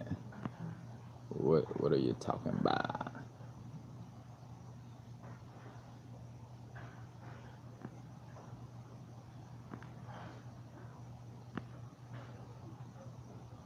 But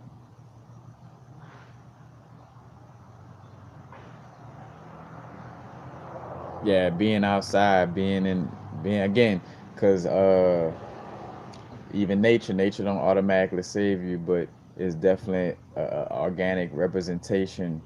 Like again, this is a hologram. Yes, there's things because even I explained that like even our bodysuit is temporary, but that don't mean just like a car. Because look at it just like a vehicle. Just because I know a vehicle is temporary, don't mean oh it's temporary. Let me just go drive it into this brick wall. You know, and it's the same thing with our bodysuit. Now again, if that's a part of your destiny, then so be it. You know what I'm saying? But you know, for the most part, yeah. Even though this realm is temporary and it's holographic, doesn't mean that we don't connect with certain aspects of it because we're in it. You know what I'm saying? It's being in this realm, but not of it. You know what I'm saying? And while being in this realm, yes, like taking your shoes off and going grounding, being outside, getting more natural, you know, more oxygen, you know, and things of this nature do help, you know, regardless if the trees and the grass and all this is a part of the hologram, it's an organic, for lack of a better word, an organic representation within this hologram. Like it represents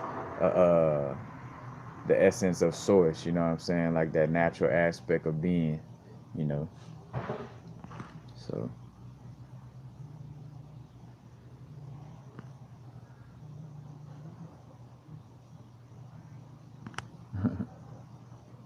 but yeah,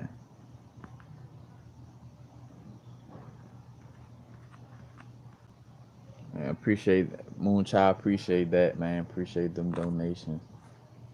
And always remember again,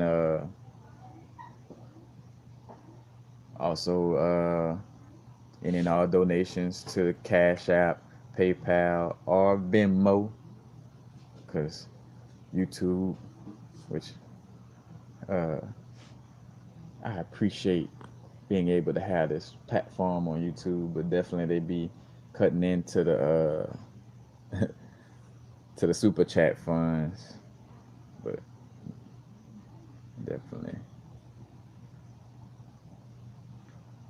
Yeah, matter of fact, and I'm constantly organizing playlists. If you're looking for particular things, you know, cause that within itself is a work like where you, and I've been there before where you ask somebody a question before you even dig deep for yourself, and then you start to realize like oh you're constantly going through a lesson loop of like well something showing you to realize like hold on dig a little deeper before you ask just little plain questions and stuff like that, which again not saying uh you know what I'm getting to is the aspect of like you know I got playlists and stuff that you could go check out to go you know to like get precise you know information and within itself you know realizing like you know you might ask me a little question that you could have probably go looked at a video or whatever. And again, it's the innocence of asking the question, realizing if you continuously doing that, the lesson within that is like, all right, at some point,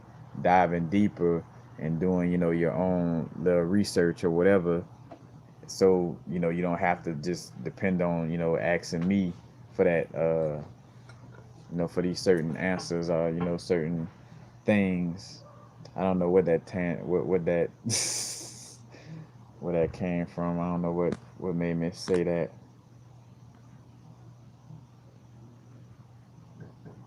I do have Cash App Dark Energy. The link is in the description aspect.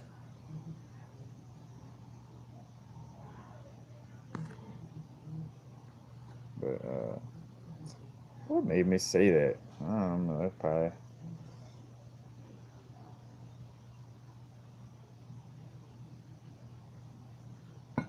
I think just because I was talking about my playlist in general.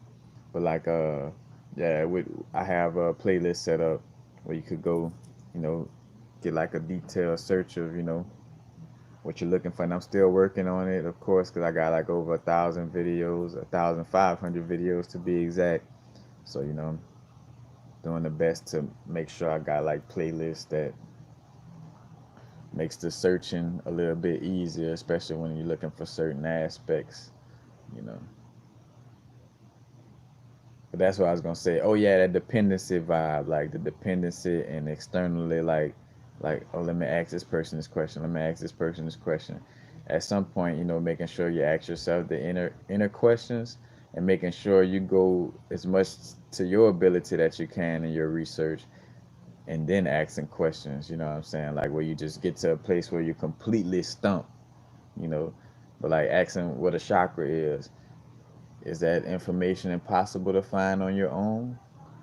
Probably not, you know, even though a lot of new age movement stuff may not maybe partial truths and things of this nature, you can still, there are some truths within it, you know what I'm saying? Be led to that first, and then your inner guides to let you know, like, all right, this partial truths, don't listen to all this and listen to that, or get this book, you be guided to get another book, or to find another meditation within yourself to tap into this information, or whatever the case may be, you know.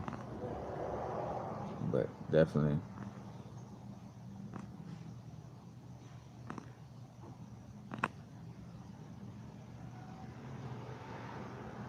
Yeah.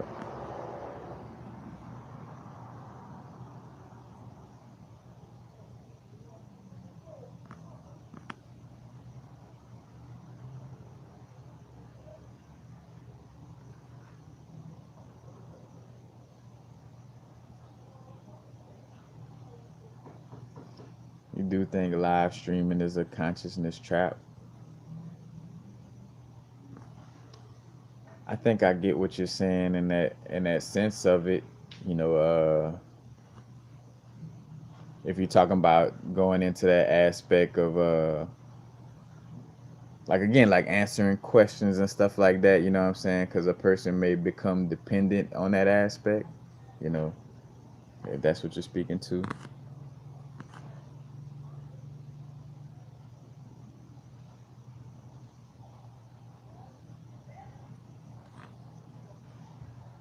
But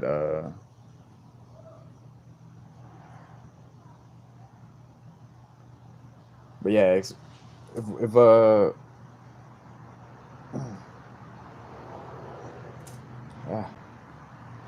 you say it's a consciousness trap, and in what way would you say it's a conscious trap, other than what I already said? Like I get like again creating that dependency where people might look for you as a preacher type of vibe, and because also too like not getting too caught up in the questions for myself, because like I be speaking on things and there's like some questions ain't even for me to even pay attention to in that sense of it, you know. Uh, but I like to hear. All right, I got you. It's cool. It's cool. But yeah, man, I get that. Again, man, there's all kind of little pitfalls and traps with anything. Again, like everything in essence has its balance to its use. You know what I'm saying? Like writing a book could be something that's beneficial, you know what I'm saying, depending on what we writing about, and then too, writing in general. Like I could be writing a lot, but then I get to a point where I'm probably writing too much. Like everything could have an extreme, you know what I'm saying? So everything could be potentially harmful within this realm. Again, uh, water could be potentially harmful as much as drinking it brings so much life to our being, you know what I'm saying? Like the irony or oxymoronic aspect of oxygen. Oxygen, you know, helps us breathe. You know what I'm saying? And not helps us breathe, but oxygen, helps gives us energy in that sense of it. But on the flip side, oxygen also oxidizes our body and causes it to age. Hence why people look for antioxidants to to not oxidize the body. You know what I'm saying? To you know not oxidizing the body to cleanse it. You know what I'm saying? So it's but yeah, I get what you're saying, and I appreciate you as a reflection speaking on that. But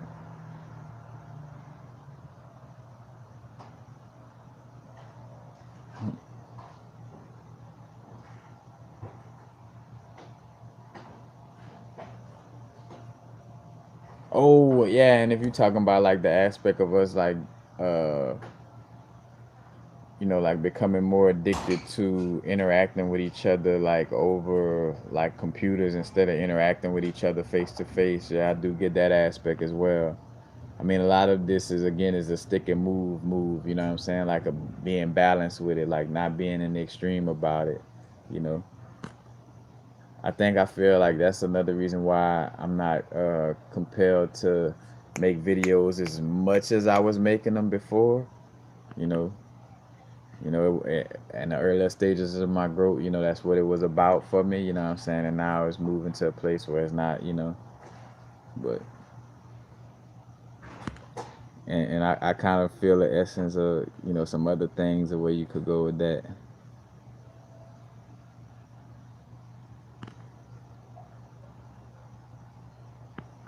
But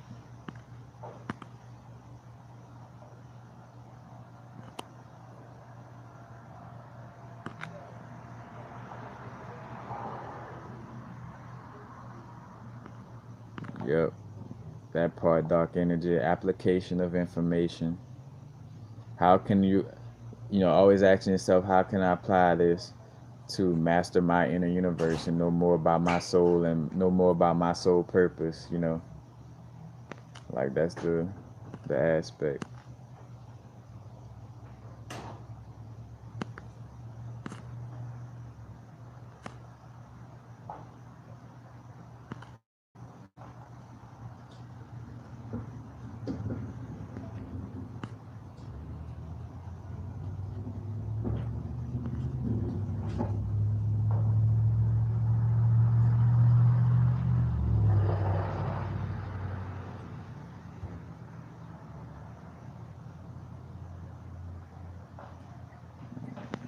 Yeah.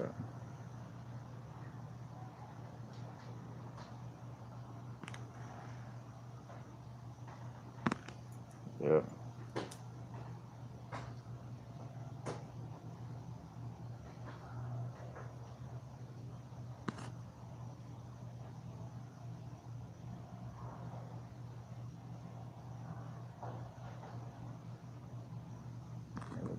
Yeah. Being a beacon. Yeah, matter of fact, that's a good little vibe. It's neither good or bad. But nah, 'cause I see for myself though, the lives and the type of energy I get in my lives or any type of thing be due to what's going on inside of me. Again, it'd be the inner universe, reflecting outwardly. So that's why I feel like this, like nobody asking too much, like left field questions, which I feel like that's always gonna somehow be the case. Not gonna filter out all the trolls or all the people who you know may have questions, because again, ain't no, again, ask questions how you feel you should ask questions. You know what I'm saying? But I'm not gonna be fake and say I'm gonna answer any and all questions that you have. Because some questions just don't be meant to even be acknowledged.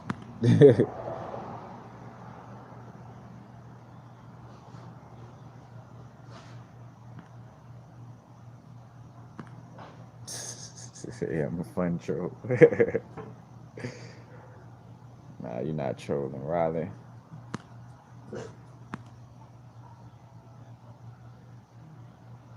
But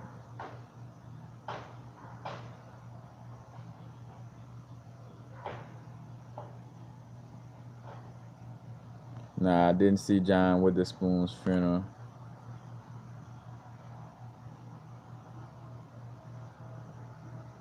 D Delightful, peace and blessings was up.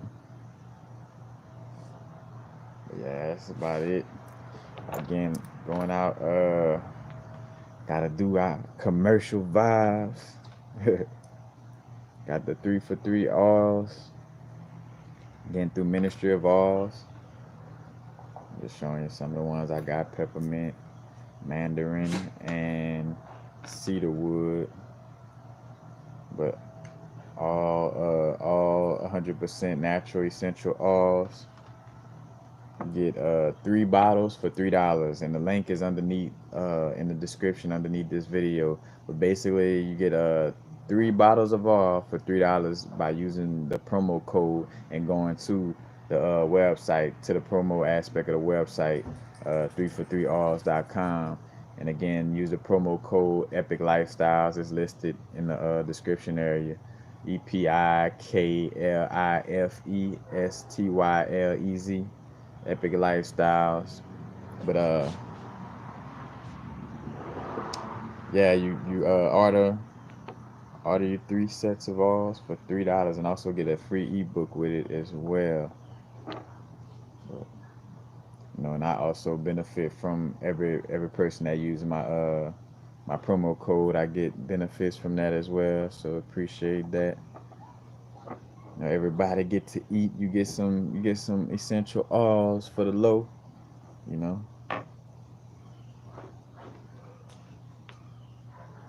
I always bring that up too. Like, instead of just donating, you could also connect with me to get some jewelry. That could be a form of you know donation. Which again, I don't, for donation, for lack of a better word, because I'm also seeing it as an investment. Like, and realizing like it's an investment. Like, by donating, you helping me. You know, being that reflection within my growth, and I'm able to do things and get things that allow for me to present videos in a much more aligned manner, by sustaining myself and sustaining what I got going on with my business and stuff like that. So it's an investment, just like buying, like getting jewelry. That's an investment. Because crystals are tools that can help. You know, you invest in a certain tool, just like a plumber invests in getting the best plunger and getting the best, whatever. Or a carpenter gets the best saw and get the best measurement tools and whatever. You know what I'm saying? And be able to do one of the best jobs. Uh, Also, remembering to like and subscribe. Like the videos if you vibing with the information. Subscribe if you're not subscribing. Again, it's up to your destiny. Your quote unquote choice and your free will, quote unquote. But and also hit the notification bell if you're looking to be notified whenever I put up videos or whenever I do live videos. You'll get notified. So hit the little bell notification button. Any and all donations greatly appreciated. And yeah, that's basically it, y'all. That's basically it.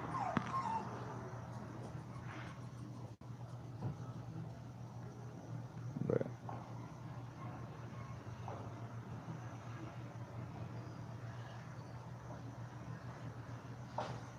yeah, definitely checking out. It's all authentic. It ain't like, again, there ain't no fraudulent type of stuff where when you go to it, you're gonna have to answer 1,000 questions to get it. Like, all you need is the promo code that I gave to you, and again, it's listed underneath this video. So you know, no gimmicks. But I'm out, y'all.